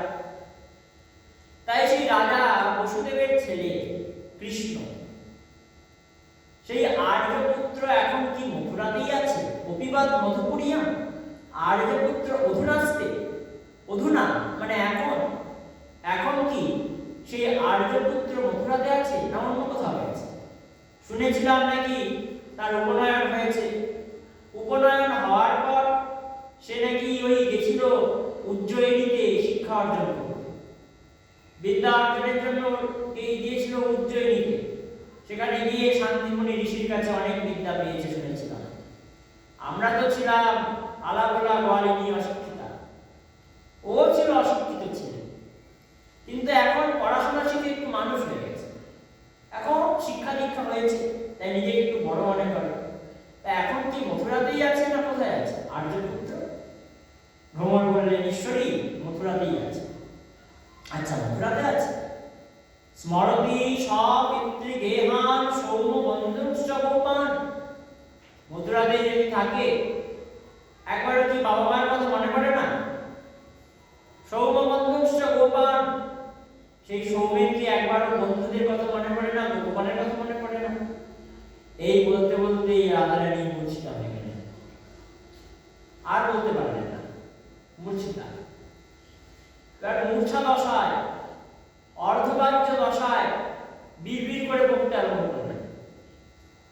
সেটি শুনছে উত্তম মহারাজ। ভ্রমরের সঙ্গে কথাটাই হচ্ছে, কিন্তু এবার মূর্ছায় গেছে। মূর্ছায় গিয়ে বলছেন স্মরতি সপিতৃগেহান সৌম বন্ধুশ্চ গোপান, সেই সৌম সে কি নিজের পিতামাতাকে গৃহকে মনে করে না? সেই সৌমের কি মনে পড়ে না তার বন্ধুগণের কথা, গোপগণের কথা? আর তার সঙ্গে বলছেন ক্বচিদপি স কথান কিঙ্করীণাং গৃণীতে, কখনো কি এই কিঙ্করী দাসীগুলোর কথা তার মনে পড়ে না? কখনো কি মনে পড়ে না? শুনেছি কৃষ্ণ এখন রাজা, ওর জন্য সবাই খুব সুন্দর সুন্দর মালা তৈরি করে আনে, সেই মালা পরে কৃষ্ণ তাদের সুখ্যাতি গান করে। গান করতে করতে কি কখনো এই ব্রজগোপীদের কথা মনে পড়ে না? বলে না তোমরা মালা গেঁথেছো বটে, কিন্তু ব্রজগোপীর যে অনুরাগের মালা, সে মালা তোমরা গাঁথতে পারো না, এমন করে কি কোনোদিন বলে কৃষ্ণ? বলে না। রাধারানীর প্রেমের ভাব, কৃষ্ণ তো মালা করতেন রাধারানীর দেওয়া মালা, তার বিনোদ মালা, তার বিনোদ বলে বিনোদ মালা বলে আছে না কি পদে? বিনোদ বিনোদ কপালে বিনোদ তিলক বিনোদ বিনোদ সাজ, কোন বিনোদিনী বিনোদ গাঁথুনি বিনোদ বলের হাত। বিনোদিনী রাধারানীর গাঁথা মালাটি গলায় পড়েছে, যেমন গলা তার তেমন মালা, গলাটিও যেমন মালাটিও তেমন। মালা না দোলালেই আপনি দোলে শ্যাম চরণ পাবে। গলার গুণে না মালার গুণে বোঝা যায়। মালাটি কার গুণে এত সুন্দর লাগে সেটাই বুঝতে পারা যায় না। গলার গুণে বা ভালো লাগে না মালার গুণে ভালো লাগে। অনেকের গলা ভালো হয়, অনেকের মালা ভালো হয়। এই মালাটি পড়ে যায় হচ্ছে গলা খারাপ, তাই মালাটি ভালো নাও লাগছে না। কোথায় উঠছে মালাটি সেটা দেখতে হয়। রবীন্দ্রনাথ ঠাকুর বলছেন না, এই মণিহার আমায় নাহি সাজে, কণ্ঠ যে রোধ করে সুর তো নাহি সাজে, এই মণিহার আমায় নাহি সাজে। আমাকে ভালো লাগে, আমি বসে আছি সেই জন্য, তাই তো বসে আছি, এহার তোমায় পড়ায় যদি তবেই আমি বাঁচি। ফুলো মালার ডোরে বড়িয়া লাও মোরে, ভগবানকে বলছেন এই মণিহার আমার ভালো লাগে। এই যে এত প্রাইজ, নোবেল প্রাইজ পেয়েছিলেন তিনি বলছেন এই মণিহার ভালো লাগে। আমি বসে আছি, মালাগুলি সব তোমায় পড়াবো বলে, আর আমি কি করবো? তোমার প্রসাদী ফুলমালা, ফুলমালার ডোরে বড়িয়া লাও মোরে। তাই সেটি সেই রকমই এখানেও। কোনোদিন কি মনে পড়ে একটি মালা পরে মালাটি দেখে কি মনে হয় দেখো এরাও গেঁথেছে বটে, কিন্তু আমার সখীগণ যে মালা গাঁথত তাদের মতন হয় না, এরকম কি কোনোদিন বলে? আবার বলছেন কখনো কি বলে ওই রাজার পুত্র খেতে বসে, খাবার তো খায় অনেক কিছু ব্যঞ্জন, কিন্তু খেতে খেতে ননিমাখনের দিকে যখন হাতটা যায়, ক্ষীরের দিকে যখন হাতটা যায়, তখন কি তার মুখে এই কথা আসে তোমরা বানিয়েছো বটে, কিন্তু আমার গোপীগণের মতন বানাতে পারো নাই, কারণ তারা গোপ জাতি, তারাই ভালো বানাতে পারে। এই কথা কি তার মুখে কখনো আসে? আসে না। আবার বলছেন সে যখন শয়ন করে শয্যা মাঝে, আমরা জানি অনেক দামি দামি তোষকে তার শয়ন, রাজার ছেলে তো খুব দামি দামি তোষকে শয়ন করে, কিন্তু আমরা তো ওই লতা পাতার বিছানা ছাড়া তাকে কিছু দিতে পারিনি।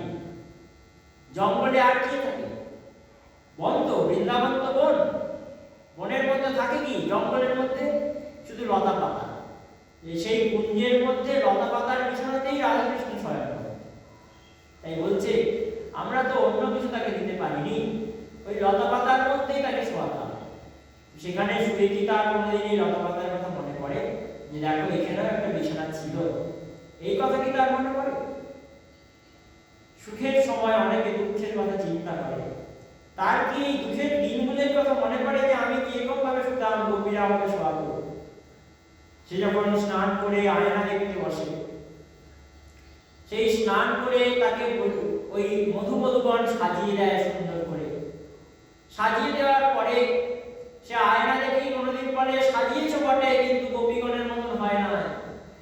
গোপীরা আমাকে যেভাবে সাজাতো, গোপীরা যেভাবে সাজাতো সেইভাবে সাজাতে পারে না। গোপীদের সাজে ভগবান খুব খুশি। গোপীরা কেমন সাজাতো?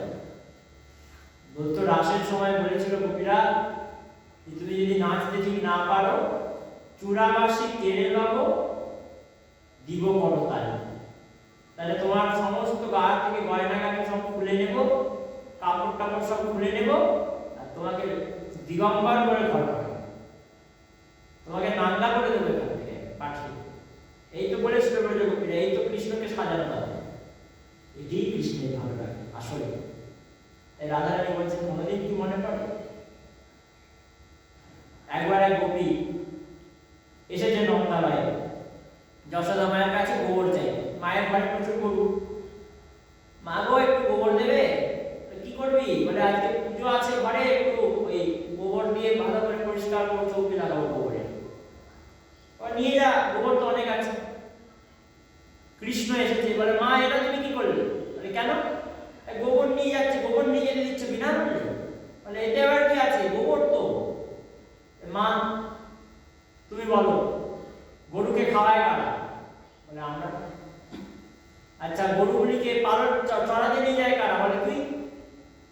গরুগুলির মালিককে? নন্দ বাবা, নন্দ বাবার ছেলেকে তুই। তাহলে যদি আমি সব করি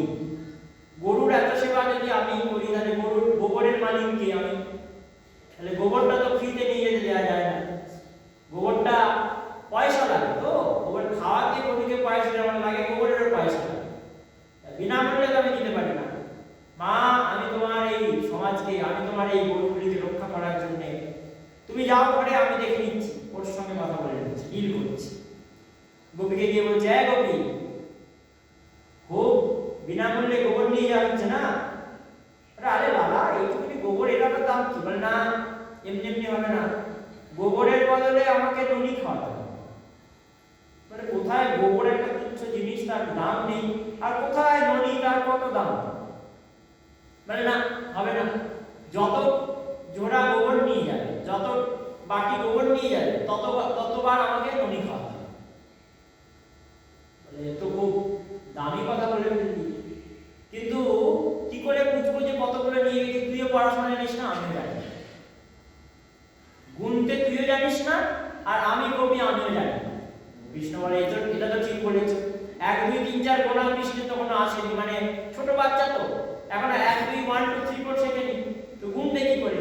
তাহলে একটা কাজ করি, তারা কৃষ্ণ, একবার করে আমি 1 ঝোড়া করে গোবর নিয়ে যাব, আর তোর মুখে গোবরের একটা করে টিপ পরিয়ে দিয়ে যাবো। তাহলে যতগুলো টোটাল আমার হয়ে যাবে গোবর নেওয়া, তারপরে যে গুনতে যাবে তাকে দিয়ে তোর মুখে গোবরের যে বিন্দুগুলো আছে সেগুলোকে গুনিয়ে নেব, তাহলেই হয়ে গেল। ততক্ষণে তোকে মাখন আমি দিয়ে দেব, ননি দিয়ে দেব। কৃষ্ণ বলে, হ্যাঁ এটা ঠিক বলেছে।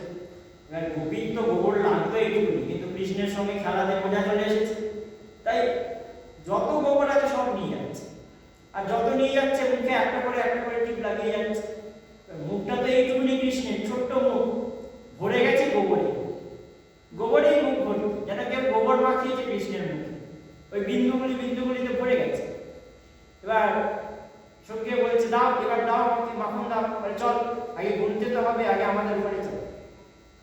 গোটা রাস্তা হাত ধরে নিয়ে যাচ্ছে, সবাই দেখে কৃষ্ণকে হাসছে, মুখে গোবর মাখন। কৃষ্ণ ভাবছে আমাকে দেখে হাসে কেন সবাই? সব শেষে যখন এসে বলছে, মাখন দাও। বলে, আরে মাখন তো পরে খাবি লালা, আগে মুখটা তো দেখ। আয়নায় মুখের সামনে ধরে দেখে গোবর মাখানো, সঙ্গে সঙ্গে কৃষ্ণ দিয়ে জল দিয়ে মুখ ধুয়ে চলে এসেছে। এসে বলছে, মাখন দাও। বলে, তুই তো মুখটাই ধুয়ে ফেললি, কতগুলো বিন্দু আমি তো দেখতে পাইনি, মাখন কি করে দেবো তোকে? এই হচ্ছে গোপীদের সাজ, গোপীরা কৃষ্ণকে ঠকায়, এইভাবে সাজাতো, গোবর মাখিয়ে দিত। এই যে গোপীদের প্রেম, এ বড় বড় মুনি মহারিষিদের, মুনিগণের স্তুতির থেকেও অনেক বড়। তাদের পূজা অর্চনা, তাদের যে বেদযুক্ত পূজা, তার থেকেও অনেক গুণে বড় কৃষ্ণের প্রতি গোপীদের এই প্রেমের স্তুতি। তাই রাধারানী আজকে ওই মূর্ছিত অবস্থাতেই বলছেন, কখনো কি শয়নের সময় মনে পড়ে কৃষ্ণের এই লতাকুঞ্জের কথা, কখনো কি মনে পড়ে সাজগোজের সময় ব্রজবাসীর সাজের কথা?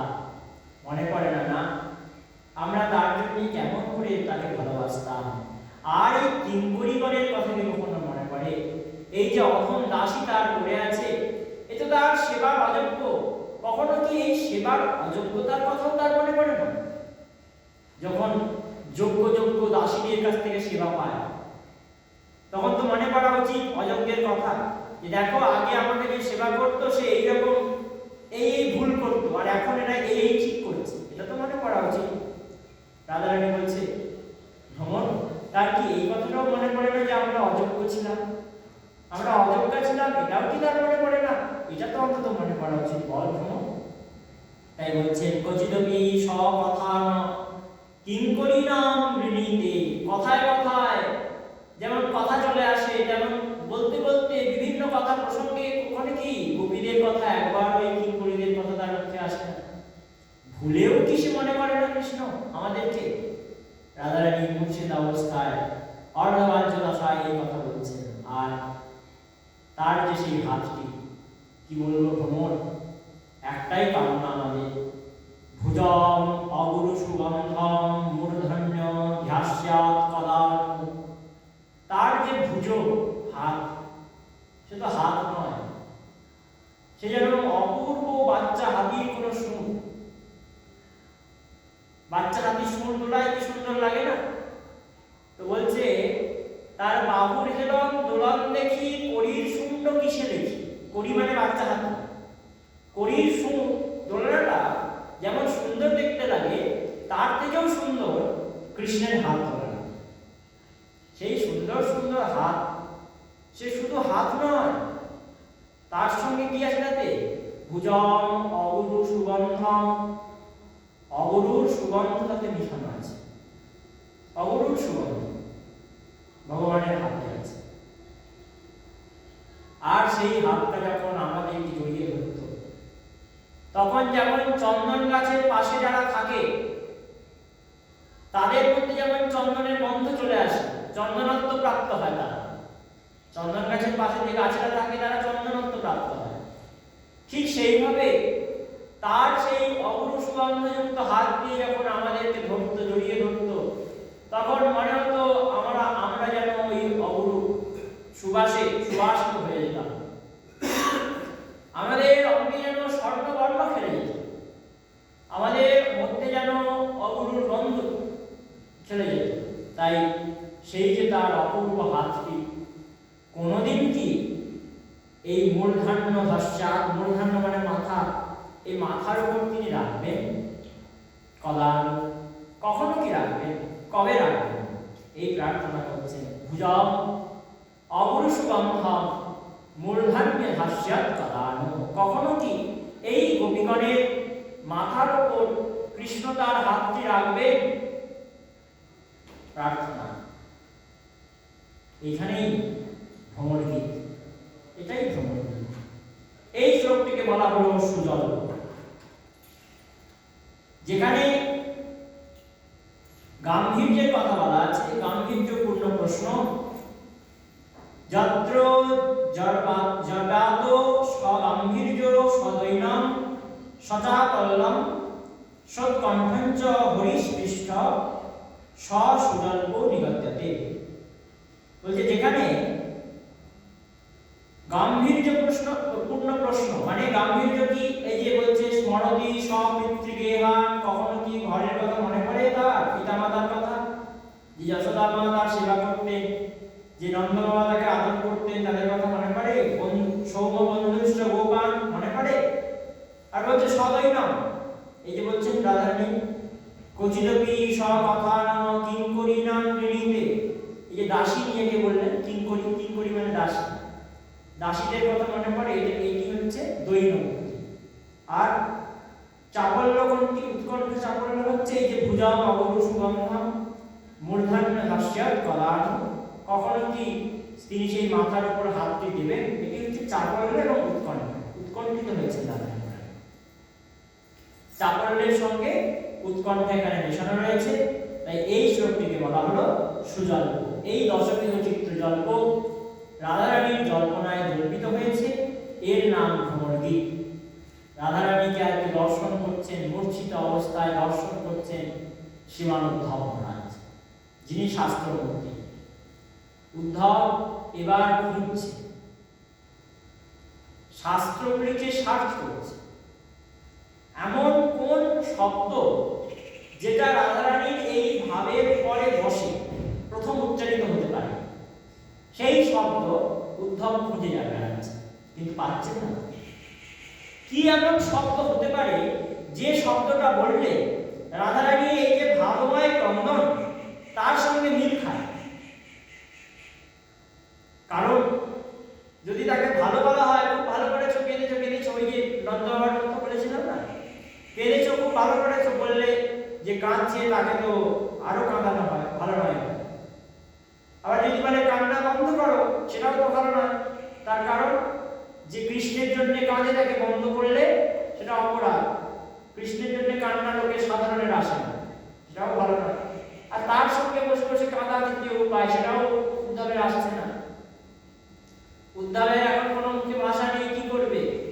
তাই সব শেষে উদ্ধবের মুখ থেকে যেন অনায়াস স্ফুরিত হলো একটি শব্দ, যার নাম অহো। অহো, অহো মানে আহা। আহা, কি সুন্দর এই ব্রজগোপীদের ভাব, কি এই রাধারানীর ভাব। উদ্ধব আজকে দেখলেন বিরহের মূর্তি কেমন হয়। উদ্ধব শুনেছে বিরহের কথা, এতদিন শুনে এসেছে উদ্ধব, কিন্তু কোনোদিন সাক্ষাৎ দর্শন উদ্ধবের হয়নি বিরহের মূর্তি। আজকে উদ্ধবের বিরহের মূর্তির দর্শন করলেন উদ্ধব। আর বলছেন অহো, হে গোপীগণ, যেমন করে তোমরা কৃষ্ণের জন্য কাঁদছ, এটি এটি অসাধারণ, এর মতো আর কিছু নেই। আশ্চর্য হয়েছে দর্শন করে। অনেক শাস্ত্র ঘেটেছি, কোন শাস্ত্রে এই ভাব পাই, যে ভাব আজকে রাধারানীর অন্তরে এসেছে। উদ্ধব এতক্ষণ নিজের নৌকাটিকে পাড়ে রাখতে দাঁড়িয়েছিলেন। তাকে বলছিলেন না, সমুদ্রে যখন বিশাল বড় বড় তরঙ্গ ওঠে, তখন ছোট ডিঙি নৌকাগুলিকে পাড়ে লাগিয়ে রাখা হয় যাতে ভেঙে না যায় স্রোতের প্রভাবে। আর যিনি নাবিক, তিনি তো পাড় থেকে অনেক দূরে গিয়ে দাঁড়িয়ে যেতেন। ঠিক সেরকম উদ্ধব নিজের জ্ঞান নৌকাটিকে পাশে মার করিয়ে রেখে দূরে সরে দাঁড়িয়েছিলেন। এখন তিনি দেখলেন ওই সমুদ্র শান্ত হয়েছে, মূর্ছা হয়েছে রাধারানী। তাই বলছেন ধন্য তোমরা, ধন্য তোমাদের ভাগ্য। এইরকম ভাবে কেউ কৃষ্ণকে ভালোবাসতে পারে, এটা কোনোদিন আমি দেখি নাই, কোনোদিন শুনি নাই। এত শাস্ত্র পড়েছি, এত শাস্ত্রের জ্ঞান আমার মধ্যে আছে, কিন্তু এইরকম কৃষ্ণ ভালোবাসা গোপীদের মতন গোপী নাই, অদ্বিতীয়। বলা হয় না, একম এবাং দ্বিতীয়ম ব্রহ্ম, এক এবং অদ্বিতীয় ব্রহ্ম, সেই অদ্বিতীয় সত্তা গোপী। গোপীদের মতন উদাহরণ কি? গোপীরাই। কার মতন বলা যায়? নিরুপম, নিরুপমা, উপমাহীন গোপীদের প্রেম সমস্ত উপমার ঊর্ধ্বে। তাই সেই যে প্রেমের ভাব রাধারানী গিয়েছেন, সেটি এই ভ্রমণগীত সপ্তচতুর্থাংশ অধ্যায় 47 নম্বর অধ্যায়ে 12 নম্বর শ্লোক থেকে 21 নম্বর শ্লোক, এই যে 10টি জল্পনা, এই 10টি জল্পনাই রাধারানীর চিত্রজল্পের মধ্যে চিত্রিত হয়েছে। যে চিত্রটি উদ্ধব মহারাজ দর্শন করছে, এবং দর্শন করে উদ্ধব মহারাজের অত্যন্ত আনন্দ সাগরে উদ্ধব মহারাজ ডুবে গেছেন। ডুবে গিয়ে তার মুখ থেকে একটি শব্দ বেরিয়ে এলো, কি সুন্দর তোমাদের ভাব। এই যে তোমাদের কৃষ্ণের প্রতি প্রেম, এটা লক্ষ্মীও পায়নি, মা লক্ষ্মী কি লাভ করতে পারেননি? উদ্ধব মহারাজ বলছেন কি মা লক্ষ্মীও পারেন। নায়ং শ্রিয়ং নিতান্তরতে প্রসাদ সর্যোষিতাম নলিন বন্ধুচাম কুতন্যা রাসোৎসবে অশ্ব ভুজদণ্ড গৃহীত কণ্ঠ লব্ধাশিসম জগদগাদ ব্রজ সুন্দরীনাম। বলছেন নায়ক পারেনি কে? শ্রী অম্ব ও নিতান্তরতে প্রসাদ। শ্রী মানে লক্ষ্মী, যিনি নারায়ণের অভিন্ন, সেই মা লক্ষ্মীও পারেননি যেটা পেতে নিতান্ত রতির মাধ্যমে। যার নিতান্ত রতি নারায়ণেই রয়েছে, নিতান্ত রতি ছাড়া আর কিছু নেই। আমাদের ভালোবাসার মধ্যে খাপ থাকতে পারে, কিন্তু মা লক্ষ্মীর ভালোবাসায় কি খাপ আছে? নেই তো। তাই বলছে নিতান্ত রতি নিয়ে, নিখাদ ভালোবাসা নিয়ে লক্ষ্মী যেটা পেতে পারেনি। উদ্ধবের বচনটা শাস্ত্রমূর্তি উদ্ধব বলছে, আমার আপনার কথা নয়। শাস্ত্রমূর্তি উদ্ধব বলছে নিতান্ত রতে প্রসাদ, যে প্রসাদ পেতে পারেনি লক্ষ্মী মা, আর কি? স্বর্জসিতাম নলিন বন্ধুরুচাম, যারা স্বর্জসিতাম, স্বর্জসিতাম মানে যারা স্বর্গের যোষিতা, যোষিত মানে নারী, যারা দেবাঙ্গনা দেবী, তারাও যে রসটি পেতে পারেনি। কুতন্যা, অন্যের কথা। বাকি নারীর কি কথা? লক্ষ্মী যেটা পায়নি, যেটা স্বর্গের দেবীরা পায়নি, তাহলে বাকিদের কি কথা? কুতন্যা রাসোৎসবে অশ্ব ভুজদণ্ড গৃহীত কণ্ঠ। রাসোৎসবে অশ্ব, এই তোমাদেরকে ভুজদণ্ড গৃহীত কণ্ঠ, কৃষ্ণ নিজের ভুজলতার দ্বারা তোমাদেরকে যে জড়িয়ে ধরেছিল, সেটি কেমন? বলে যেমন করে খরস্রোতা নদীতে যদি কেউ চেন না ধরে স্নান করতে নামে, সে যেমন বেয়ে যায়। পাড়কে ধরে রেখে স্নান করতে নামলে তাহলে নদীতে বয়ে যাওয়ার কোনো ভয় থাকে না, তাই না? ওই জন্য দেখবেন হরিদ্বারে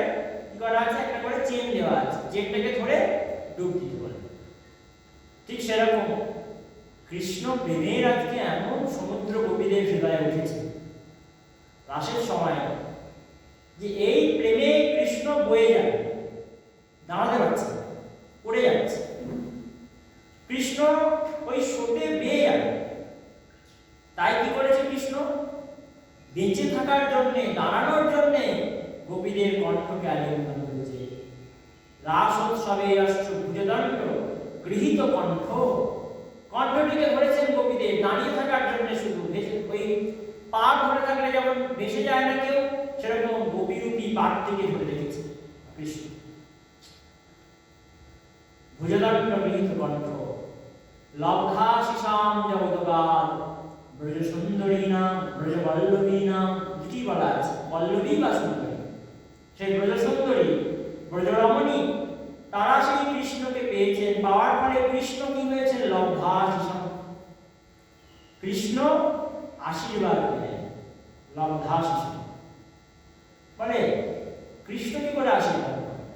কৃষ্ণ তো প্রভু, তিনি সবাইকে আশীর্বাদ করেন, তিনি কি করে আশীর্বাদ পাবেন? তাহলে এটাই তো প্রশ্ন। তত্ত্বে কি বলে? তত্ত্বে ভগবান একজন, বাকি সব তার ভক্ত, তাই না? তত্ত্বে বলে একেলা ঈশ্বর কৃষ্ণ আর সব বৃত্ত, যারে হইছে নাচায় সে হইছে করে নৃত্য। যাকে যেমন নাচায় সে তেমন নাচে।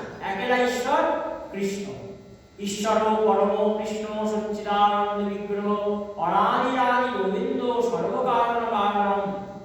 সব থেকে প্রথম যে ব্রহ্ম সংহিতা তার শ্লোকে যিনি ব্রহ্মা নিজে বলেছেন সব কারণের কারণ তিনি কৃষ্ণচন্দ্র। তাহলে সেই কৃষ্ণ ভগবান, তো ভগবান আশীর্বাদ করবেন ভক্তদেরকে, এটা চলে।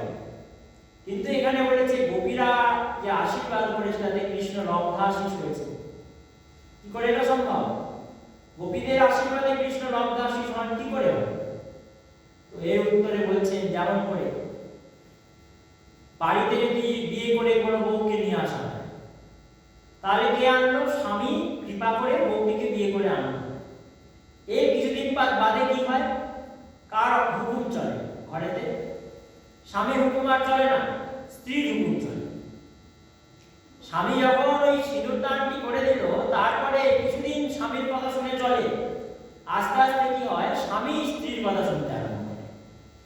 ভালোবাসার একটা এমন জাল, যার ফলে স্বামী আর নিজের কথায় থাকতে পারে না, যেন স্ত্রীর অনুগ্রহে ঘরে আছে। যদি কিছু ভুল করে ফেলে, স্ত্রীর কথার বিপরীত করে ফেলে, তাহলে আর ঘরে থাকতে দেবে না। ঘরটি কার? ঘরটি স্বামী। কিন্তু দেখে মনে হয় রসের ভিত্তিতে যেন ঘরটি হয়ে গেছে স্ত্রীর, আর স্ত্রীর অনুগ্রহে স্বামী আছে। তাহলে আসল অনুগ্রহটা কার? স্বামীর অনুগ্রহ। কিন্তু দেখে মনে হবে এখন স্ত্রীটি অনুগ্রহ করছে বলে স্বামীটি বেঁচে আছে। ঠিক সেরকম আসল অনুগ্রহটা কৃষ্ণের, কিন্তু সেটি যেমন দর্পণের বিপরীত ছবি দেখা যায়, ডান দিকটা বাঁ দিকে, বাঁ দিকটা ডান দিকে। ঠিক সেরকম কৃষ্ণের অনুগ্রহটা রাসোৎসবে গোপী অনুগ্রহ বলে প্রতীত হচ্ছে। প্রেম একটি এমন জিনিস যেখানে অত বড় ভগবান তিনিও নিজেকে ঠিক রাখতে পারেন না, তিনি গোপীদের কাছে আজকে লব্ধাশীষ হয়েছেন। লব্ধাশীষম জগদগাৎ ব্রজ সুন্দরী নাম, সেই ব্রজ সুন্দরী গণের কাছে তিনি লব্ধাশীষ হয়েছেন। সেই বৃন্দাবননাথ কৃষ্ণচন্দ্রের গান করছেন উদ্ধব মহারাজ। নায়ম শ্রীয়ঙ্ক উ নিতান্তরতে প্রসাদ, সেই লক্ষ্মীমা পাননি, তোমরা পেয়েছো গোপী, তোমরা সেই প্রেম লাভ করেছো। এইসব উদ্ধব বললেন এবং বলছেন যে সবই তো হলো, এবার একটু তোমাদেরকে বলি আমার সখা তোমাদের জন্য কি বলে পাঠিয়েছে, বার্তাটা একটু দিই। কি বার্তা? সখীরা সব শোনার জন্য আগ্রহে বসে বললেন কি বার্তা পাঠিয়েছে। তখন বলছেন একটি কথা, ছোট্ট কথা, ভবতী নাম বিয়োগ মে নহি সর্বাত্মনা উচিত। এই কথাটি কৃষ্ণ বলে পাঠিয়েছেন উদ্ধবকে। উদ্ধব বলছেন আমি কেমন করে বলবো তোমাদেরকে কৃষ্ণের কথা? তত্তৎ অক্ষরে নৈব, যা যা অক্ষর তিনি বলেছেন আমি সেরকমই কোট করব। কোট আনকোট যাকে বলা হয়, যেমন বলেছে তেমন করব, পুরো কপি পেস্ট সেরকম করে। তাই শ্রী ভগবান বাচলি আরম্ভ পরে যে কৃষ্ণের বার্তাটি উদ্ধব বলছেন সেটি শ্রী ভগবান বাচ দিয়ে শুরু করা আছে, মানে যা কৃষ্ণ বলেছে পুরো কোট করে দিয়েছে সেই কথা। কৃষ্ণ কি বলছেন? ভবতীনাং বিয়োগ মে নহি সর্বাত্মনা উচিত। হে গোপীগণ, সর্বাত্মক আমার সঙ্গে তোমাদের বিয়োগ কখনোই সম্ভব নয়। তোমাদের আমাদের বিয়োগ, প্রেমের মধ্যে বিয়োগ কখনোই সম্ভব নয়, এটা কৃষ্ণ বলেছেন। এই শ্লোকে এই পদবন্ধে তিনটি মানে, একটি যা উদ্ধব বুঝেছেন, একটি যা গোপীরা বুঝেছেন, একটি যা কৃষ্ণ বুঝে বলেছেন। তিনটি মানে, তিন দিক থেকে। কৃষ্ণ বলে পাঠিয়েছেন এক কথা, উদ্ধব বুঝেছেন আরেক কথা, কারণ তিনজনের ভিত্তিটা তো আলাদা আলাদা। ভগবান সৎ শক্তি, সত্য প্রধান তিনি সত্য স্বরূপ, সর্বদা একরকম, অবিনশ্বর। তাই তিনি সত্য প্রধানভাবে কথাটাকে বলেছেন, সন্ধির শক্তি দ্বারা। আর উদ্ধব হচ্ছে জ্ঞান প্রধান, সম্বিত প্রধান, তাই তিনি সম্বিতাংশে অর্থটি নিয়েছেন। আর গোপীগণ হচ্ছেন আনন্দিনী প্রধান, লালিনী প্রধান, তাই তারা আনন্দাংশে অর্থটিকে নিয়েছে, সৎ চিৎ আনন্দ। কৃষ্ণ বললেন সৎ শক্তি দিয়ে, উদ্ধব বুঝল চিৎ শক্তি দিয়ে, গোপীগণ বুঝলেন আনন্দিনী শক্তি দিয়ে। তিনটেই ব্যাখ্যা করেছেন। প্রথমে আমরা উদ্ধবের ভাবনা দেখি। উদ্ধব কি বলেছে? উদ্ধব এই জ্ঞানের কথা শুনে ভাবলেন যে সর্বাত্মক যে কৃষ্ণচন্দ্র, এখানে বলেছেন ভবতীনাং বিয়োগ, তোমার আর আমার যে বিয়োগ, মে নহি সর্বাত্মনা উচিত। সর্বাত্মক যে কৃষ্ণচন্দ্র, যিনি সব জায়গায় আছেন, তিনি এখানেও আছেন, মথুরাতেও আছেন, তার সঙ্গে গোপীগণের ভবতীনাং তোমাদের বিয়োগ সম্ভব নয়, এটা উদ্ধব বুঝেছেন। কেন? তিনি জ্ঞানমূর্তি। শাস্ত্রে এটাই বলা হয়, সর্বং খলুবিদং ব্রহ্ম, ব্রহ্ম সব জায়গায় আছে। হরি ব্যাপক সর্বত্র সমান, হরি সব জায়গায় ব্যাপক হয়ে আছেন, সমান। ঈশাবাস্য উপনিষদ বলছেন ঈশাবাস্যমিদং সর্বং ইয়ৎ কিঞ্চ জগত্তাং জগৎ, ঈশ্বর সমস্ত জগতে আচ্ছাদিত হয়ে আছে। কিঞ্চিত থেকে কিঞ্চিত পদার্থে ঈশ্বর আচ্ছাদিত। তাই এই যে উদ্ধবের উক্তি, এটি শাস্ত্রসম্মত। উদ্ধব বলছেন ভগবান যেহেতু সর্বাত্মক, তাই সেই সর্বাত্মক কৃষ্ণের সঙ্গে তোমাদের বিরহ হতেই পারে না, এটি উদ্ধব বলেছেন। আর ব্রজগোপীগণ কি বুঝেছেন? ব্রজগোপীগণ একটু আলাদা বুঝেছেন। সর্বশব্দে তারা বুঝেছেন সব সময়, আত্মশব্দে তারা বুঝেছেন দেহ। তোমার আর আমার যে বিরহ, কৃষ্ণের সঙ্গে গোপীদের যে বিরহ, সেটা সব সময়ের নয়, আংশিক বিরহ, কিছুদিনে। গোপীগণের কাছে এইটাই ভাব যে কৃষ্ণ নিশ্চয়ই ফিরে আসবে, এই আশা। তাই তারা সর্বাত্মনা, এই যে শব্দটি আছে, ভবতীনাং বিয়োগ মে নহি সর্বাত্মনা উচিত, এই যে সর্বাত্মনা শব্দটি আছে, এটি সর্বশব্দে বুঝেছে সব সময়, আর আত্মশব্দে বুঝেছে দেহ। আমাদের দেহের সঙ্গে তোমার বিরহ সব সময়ের নয়, কিছুক্ষণের মাত্র, তাই তুমি ফিরে আসো। আর ভগবান যেভাবে বলেছে সেটি সৎভাবে। এখানে তোমার আমার বিরহ হচ্ছে, কিন্তু নিত্যধামে বিরহ নেই। সর্বাত্মনা যে নিত্যধাম, নিত্যলোক, গোলক, দুটি লোক আছে, একটি গোলক বৃন্দাবন, একটি ভুলক বৃন্দাবন। তোমার আর আমার বিরহ ভুলকে সম্ভব, গোলকে সম্ভব নয়, এটি বলছেন ভগবান। ভুলকে তার আশাটা, বিরহটা আস্বাদন করা যায়, তাই না? কেন এসেছেন কৃষ্ণ? কারণ বলছেন বৈকুণ্ঠে নাই যেই রসের প্রচার, বৈকুণ্ঠান্তে নাই যেই রসের প্রচার, সেই লীলা করিব যাতে মোর চমৎকার। এটাই কৃষ্ণের আশায় ছিল বৃন্দাবনে আসা, যে গোলকে রাধারানী আছেন, সখীগণ আছেন, কিন্তু কখনো সখীরা রাধা কৃষ্ণের জন্য কাঁদে না, বা রাধারানীও কৃষ্ণের জন্য কাঁদে না, সেখানে সবসময় মিলন।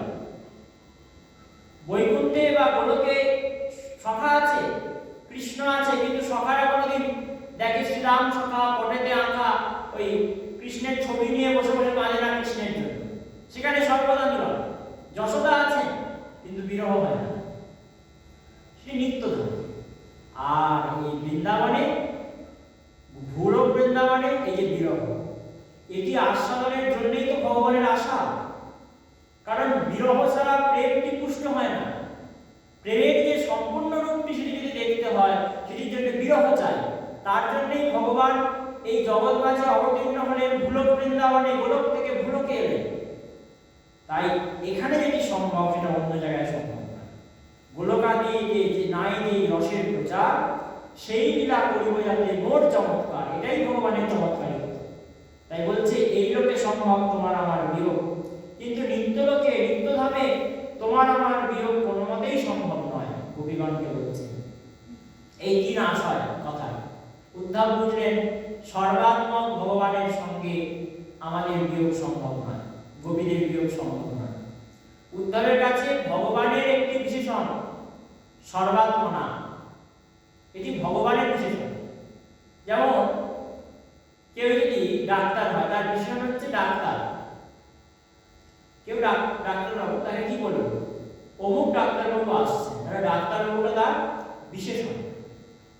বিশেষ হচ্ছে তিনি, তার নাম। তেমন এখানে ভগবানের বিশেষণ, ভগবানের বিশেষণ হিসাবে উদ্ধব নিচ্ছেন সর্বাত্মনা মতে। আর কবিগণ কিভাবে নিচ্ছেন? বিরহের বিশেষণ হিসেবে নিচ্ছেন। তোমার আর আমার যে বিয়োগ, সেই বিয়োগের বিশেষণ সর্বাত্মনা। সব সময় বিয়োগ সম্ভব না, কিঞ্চিত সময়ের জন্য। কতক্ষণ বিয়োগ? কতক্ষণ বিয়োগ আমার আর তোমার? বলে যখন ব্রজগোপীগণ মূর্ছা যায়, প্রেমে কৃষ্ণকে ডাকতে ডাকতে যখন মূর্ছা যায়, মূর্ছার সময় তাদের সাক্ষাৎ কৃষ্ণ স্ফূর্তি হয়। কৃষ্ণ স্বয়ং তাদের কাছে আসে, চলে আসে, এসে তাদেরকে গায়ে হাত বুলিয়ে দেয়, আদর করে, তাদের সঙ্গে বসে কথা বলে, সব কিছু করে। দিয়ে যখন মূর্ছাটি ভাঙে, তারপরে তাদের মনে হয় যেন সব কিছু স্বপ্ন দেখলাম, আসলে কৃষ্ণ আসে না, এটা তাদের মনে হয়। অথচ কৃষ্ণ সত্যিকারে তাদের কাছে আসে, প্রতিদিন আসে। এটি গোপীদের ভাবনা, যে তার মানে আমরা যে ভাবতাম এতদিন কৃষ্ণের স্ফূর্তিটাকে কৃষ্ণ নয়, এটা স্বপ্ন মাত্র, সেটা নয়। আজকে বুঝতে পারলাম কৃষ্ণ সত্যি আমাদের কাছে আসে।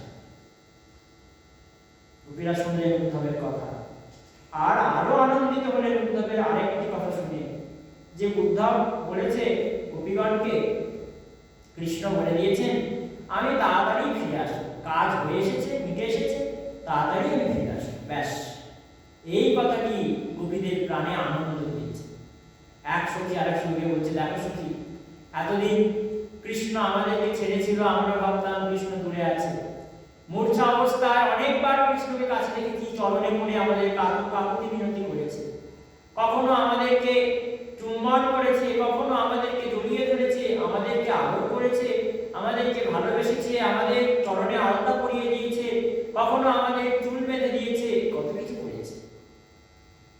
এই যে এত কিছু করেছে কৃষ্ণ, এইগুলিকে মূর্ছা থেকে ওঠার পরেই আমরা ভাবতাম মিথ্যা, কারণ স্বপ্ন মিথ্যা হয়। কিন্তু আজকে কৃষ্ণের কথায় জানলাম যে না, যাকে আমরা স্ফূর্তি মনে করি সেটা আসলে কৃষ্ণ আসে। এরপরে কবিরা বলছেন, উদ্ধব তোমার সব কথাই আমরা শুনলাম, তবে প্রিয় যে সংবাদ আমাদের জন্য পাঠিয়েছে, তার মধ্যে আমাদের সব থেকে আনন্দের যেটা লাগলো, আমাদের দুঃখটা কৃষ্ণ হারানোর জন্য নয়। কিসের দুঃখ এতক্ষণ তাহলে কাঁদছিলে কেন? কৃষ্ণ হারিয়েছি বলে আমরা কষ্টে কাঁদি না, কেন কাঁদছিলে? নন্দ বাবা যখন ফিরে এলো না মথুরা থেকে, তখন নন্দ বাবার হাতে কৃষ্ণ বলে পাঠিয়েছিল যে দেখো বাবা, আর আমার এখানে যত স্বজনগণ আছে তারা সব এখন কষ্টে আছে, দুঃখে আছে, তাই তাদের দুঃখের নাশ করাটা আমার একটা কর্তব্য, এটা বলে পাঠিয়েছে, তাই এটা করে আমি আসবো। আমাদের কৃষ্ণ সে কোনোদিন কোনো চিন্তা ভাবনা করে না। সে আমাদের কৃষ্ণ সবসময় খেলে বেড়ায়, রাজার ছেলে তো, আমাদের নন্দ রাজার সন্তান কৃষ্ণ, তার সবসময় খেলে বেড়ানোর স্বভাব, সবসময় আনন্দে মগ্ন থাকার স্বভাব। ওই বড় লোকের মতন, ওই একজন চিন্তনীয় ব্যক্তির মতন, যারা খুব অভিজ্ঞ হয় তারা দেখবেন খুব ভাবনা চিন্তা করে পা ফেলে কাজ করে, তাদের মতো আমাদের কৃষ্ণ ভেবে কাজ করতে হয়। আর চিন্তা যার থাকে দুঃখ তো তার হয়, তাই না? চাপ থাকলেই দুঃখ আসবে, চিন্তা থাকলেই দুঃখ আসবে। তো গোপীগণ বলছেন যে তখন এসব করতো না, এসব জ্বালা ছিল না কৃষ্ণের মধ্যে। কিন্তু এখন শুনলাম নন্দ বাবার কাছে যে ও নাকি বলেছে স্বজনগণকে না ঠিক করতে পারলে আমার কাজ মিটবে না। তো কৃষ্ণের অনেক চিন্তা ছিল। কৃষ্ণ চিন্তা করতে কি করে স্বজনগণকে ঠিক করবেন, কি করে ভালো রাখবেন, এই চিন্তায় আমরা কষ্ট পাই। যে কৃষ্ণ এখন চিন্তাবান হয়েছে, কৃষ্ণ অভিজ্ঞের মতো চিন্তা করছে, তাহলে কৃষ্ণের কত দুঃখ হচ্ছে, কত কষ্ট হচ্ছে। কৃষ্ণ দুঃখে আছে এই ভাবনায় আমাদের দুঃখটা আছে, কষ্টটা আছে। কিন্তু এখন শুনলাম যে তার আর আমার যখন বিয়োগ কোনোদিনই সম্ভব নয়, সে ফিরে আসবে বলেছে, তার মানে নিশ্চয়ই তার কাজ শেষ হয়ে গেছে। তাহলে এখন সে যদি নাও আসে আর কোনো ক্ষতি নেই। কেন? কারণ সে আনন্দে আছে। এটাই বুঝলাম যে তার কাজ মিটে গেছে, মানে তার আর কোনো চিন্তা ভাবনা নেই, এখন তার দুঃখের কোনো কথা নেই, সে আনন্দে আছে। এবার সে আসুক আর না আসুক আমাদের কোনো চিন্তা নেই। কেন? কৃষ্ণ আনন্দে থাকলেই আমরা আনন্দিত, ব্যাস। দুঃখের কারণ কি? এতক্ষণ উদ্ধার ভাবছিল কৃষ্ণ নেই বলে দুঃখ, কৃষ্ণ নেই বলে নয়, কৃষ্ণ দুঃখে আছে ভেবে দুঃখ। এই হচ্ছে গোপীদের প্রেম, এই হচ্ছে রাধারানীর প্রেম, যে উদ্ধার এসেছিল কয়েক দিনের মধ্যে বৃন্দাবনকে ব্রহ্মজ্ঞানে জ্ঞানী করে দেওয়ার জন্য। 6 মাস ধরে উদ্ধার হইলেন আর দেখছেন এই প্রেমের কথা। দেখে দেখে কি করছেন? অন্তিমে যাওয়ার আগে বলছেন বন্দে নন্দ ব্রজস্ত্রীণাম পাদরেণুম অভিক্ষ্ণাসম যাসম হরি কথোদ্গীতম পুনাতি ভুবনত্রয়ম। সেই বৃন্দাবনের পদরাজের আমি বন্দনা করি কাদের? বন্দে নন্দ ব্রজস্ত্রীণাম পাদরেণুম অভিক্ষ্ণাসম।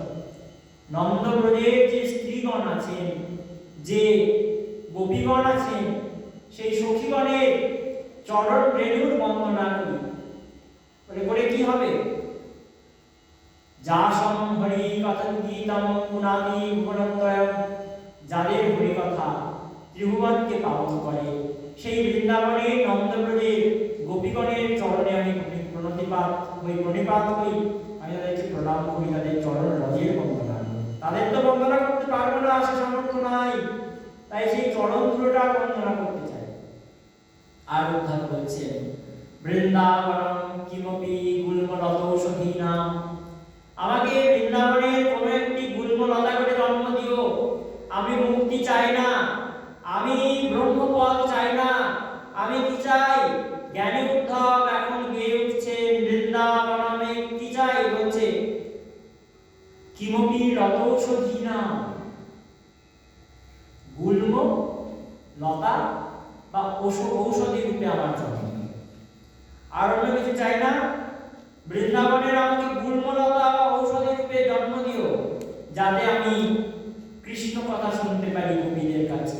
আর গোপীরা যখন যাবে, গোপীদের ওই পায়ের ধুলো যখন আমার গায়ে লাগবে, তখন আমি ধন্য হব। দেখুন বৃক্ষ জন্য এটা খুবই খারাপ। জ্ঞানের শিরোমণি উদ্ধব, যিনি জ্ঞানের চরম পরাকাষ্ঠা, তিনি কি চাইছেন? বলছে আমাকে যদি পারো তো লতা করে জন্ম দাও, বৃক্ষ করো না। কারণ বৃক্ষ অত্যন্ত কঠোর, অনেক বড় বড় হয়, সেই বৃক্ষের অনেক গর্ব, ওপরে পাতা, তাই পায়ের ধুলো অতটা ওপরে যা না যেতেও পারে। তাই কি হতে চাই? বলে গুল্ম লতাৌষধীনাম। লতা করো, আর নাহলে গুল্ম করো, ছোট ছোট গাছ করো, নাহলে লতা করো, একবারে লতিয়ে লতিয়ে চলবো, আর এই গোপীদের পায়ে ফেলে পাবো। তাই তুমি এক কাজ করো রাধারানী, তোমার কৃপায়, তোমার ভাবে যেন আমি এই বৃন্দাবনের রজে একটু জন্ম পাই পরজন্মে, আমি চাই না, আমি অন্য কিছু চাই না, আমি শুধু চাই এই বৃন্দাবনের মাঝে একটু লতারূপে জন্মগ্রহণ করতে।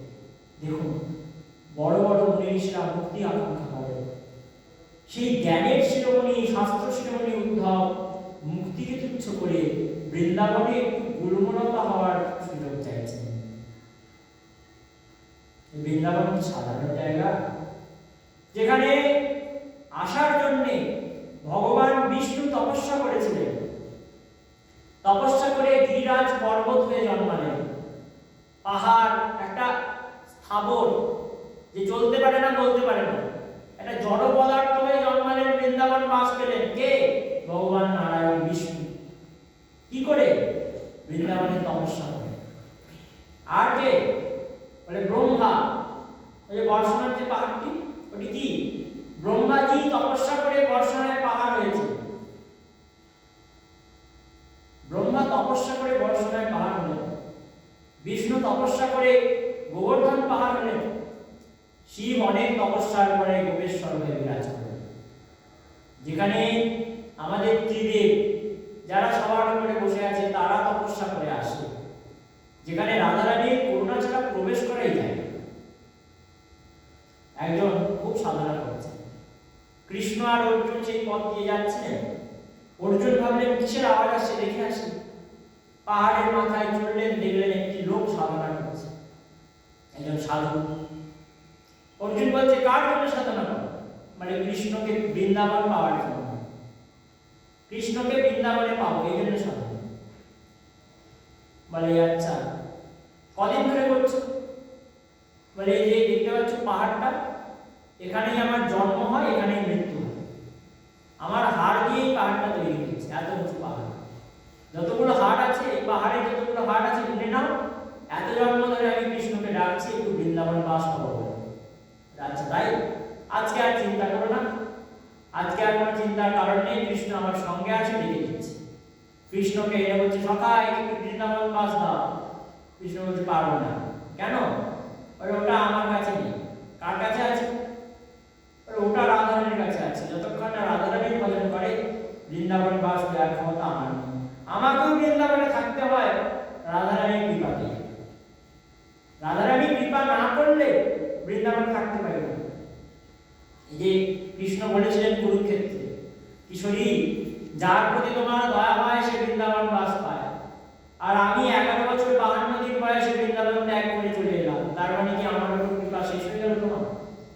তাহলে ভগবানকেও বৃন্দাবনে থাকতে গেলে রাধারানীর করুণা চাই, করুণা হলে তবে হয়। আর আর কি বলে হয়? যদি মহতের কৃপা হয়ে যায়, অতি সহজ হয়। মহৎ কৃপা কেমন? যেমন করে ওই নারদ মুনির কৃপায় যমলার্জুন কুবেরের দুই পুত্র তারা স্নান করছিলেন অপ্সরাগণের সঙ্গে, আর তাদেরকে দেখে নারদ মুনি অভিশাপ দিয়ে দিলে যা তারা বৃক্ষজনী প্রাপ্ত। তারা প্রণাম করে বলল কৃপা করুন, কিছু আশীর্বাদ দিন, বৃক্ষ হবি, কিন্তু কোথায় হবি? নন্দালয়ের বৃক্ষ হয়ে জন্মাবি, দুটি অর্জুন গাছ, কৃষ্ণের হাতে তোদের উদ্ধার হবে। তাহলে সাধু অভিশাপ কি করলো? বৃন্দাবন দান করলো। যেখানে ভগবান নারায়ণ তপস্যা করে বিরাজ হলেন, সেখানে সাধুর অভিশাপ বৃন্দাবন দান করলেন ওই যমলার্জুনকে। তাই কোনো মহৎ পুরুষের যদি কৃপা হয় তাহলে আমরা বৃন্দাবনের বাস পেতে পারি। বৃন্দাবনের বাস দু প্রকার, একটা চিত্ত থেকে, একটা দেহ থেকে। দেহ থেকে ঠিক আছে, দেহ থেকে একটা তার মাহাত্ম্য, কিন্তু তার থেকেও বেশি মাহাত্ম্য চিত্ত দিয়ে বৃন্দাবন বাস। তাই সেই বৃন্দাবনের ঔষধি হতে চাইলেন, গুল্ম হতে চাইলেন আমাদের উদ্ধব মহারাজ। বিধি যদি গুল্মলতা করে তোরে কুঞ্জ বনে, সাজিতাম ব্রজগোপীর পদরজ আভরণে, নিত্য নিকুঞ্জ মাঝারে সখীসনে অভিসারে, এসে কিশোরী আমারে দলিতেন শ্রীচরণে।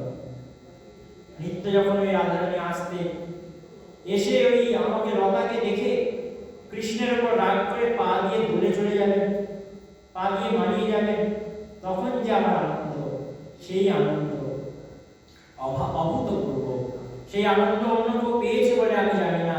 তাই সেই বিরজপদে আমি বন্দনা করি বন্দে নন্দ ব্রজস্ত্রীণাম পাদরেণুম অভিক্ষ্ণস যাসম হরি কথন গীতম গুণতি ভুবরত্রয়ম।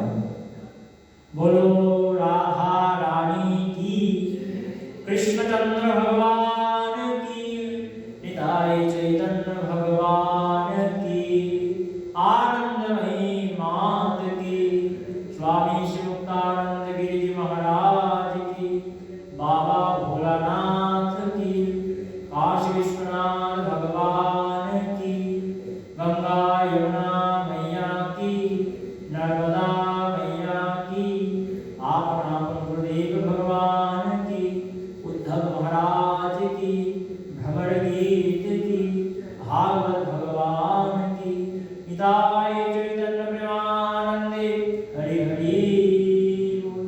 नमः पार्वती पतये हर हर महादेव। ओम पूर्णमद पूर्णमिदं पूर्णात् पूर्णमुदच्यते पूर्णस्य पूर्णमादाय पूर्णमेवावशिष्यते। ओम शांति शांति शांति। हरि ओम तत्सत्। जय जय श्री राधे श्याम निताय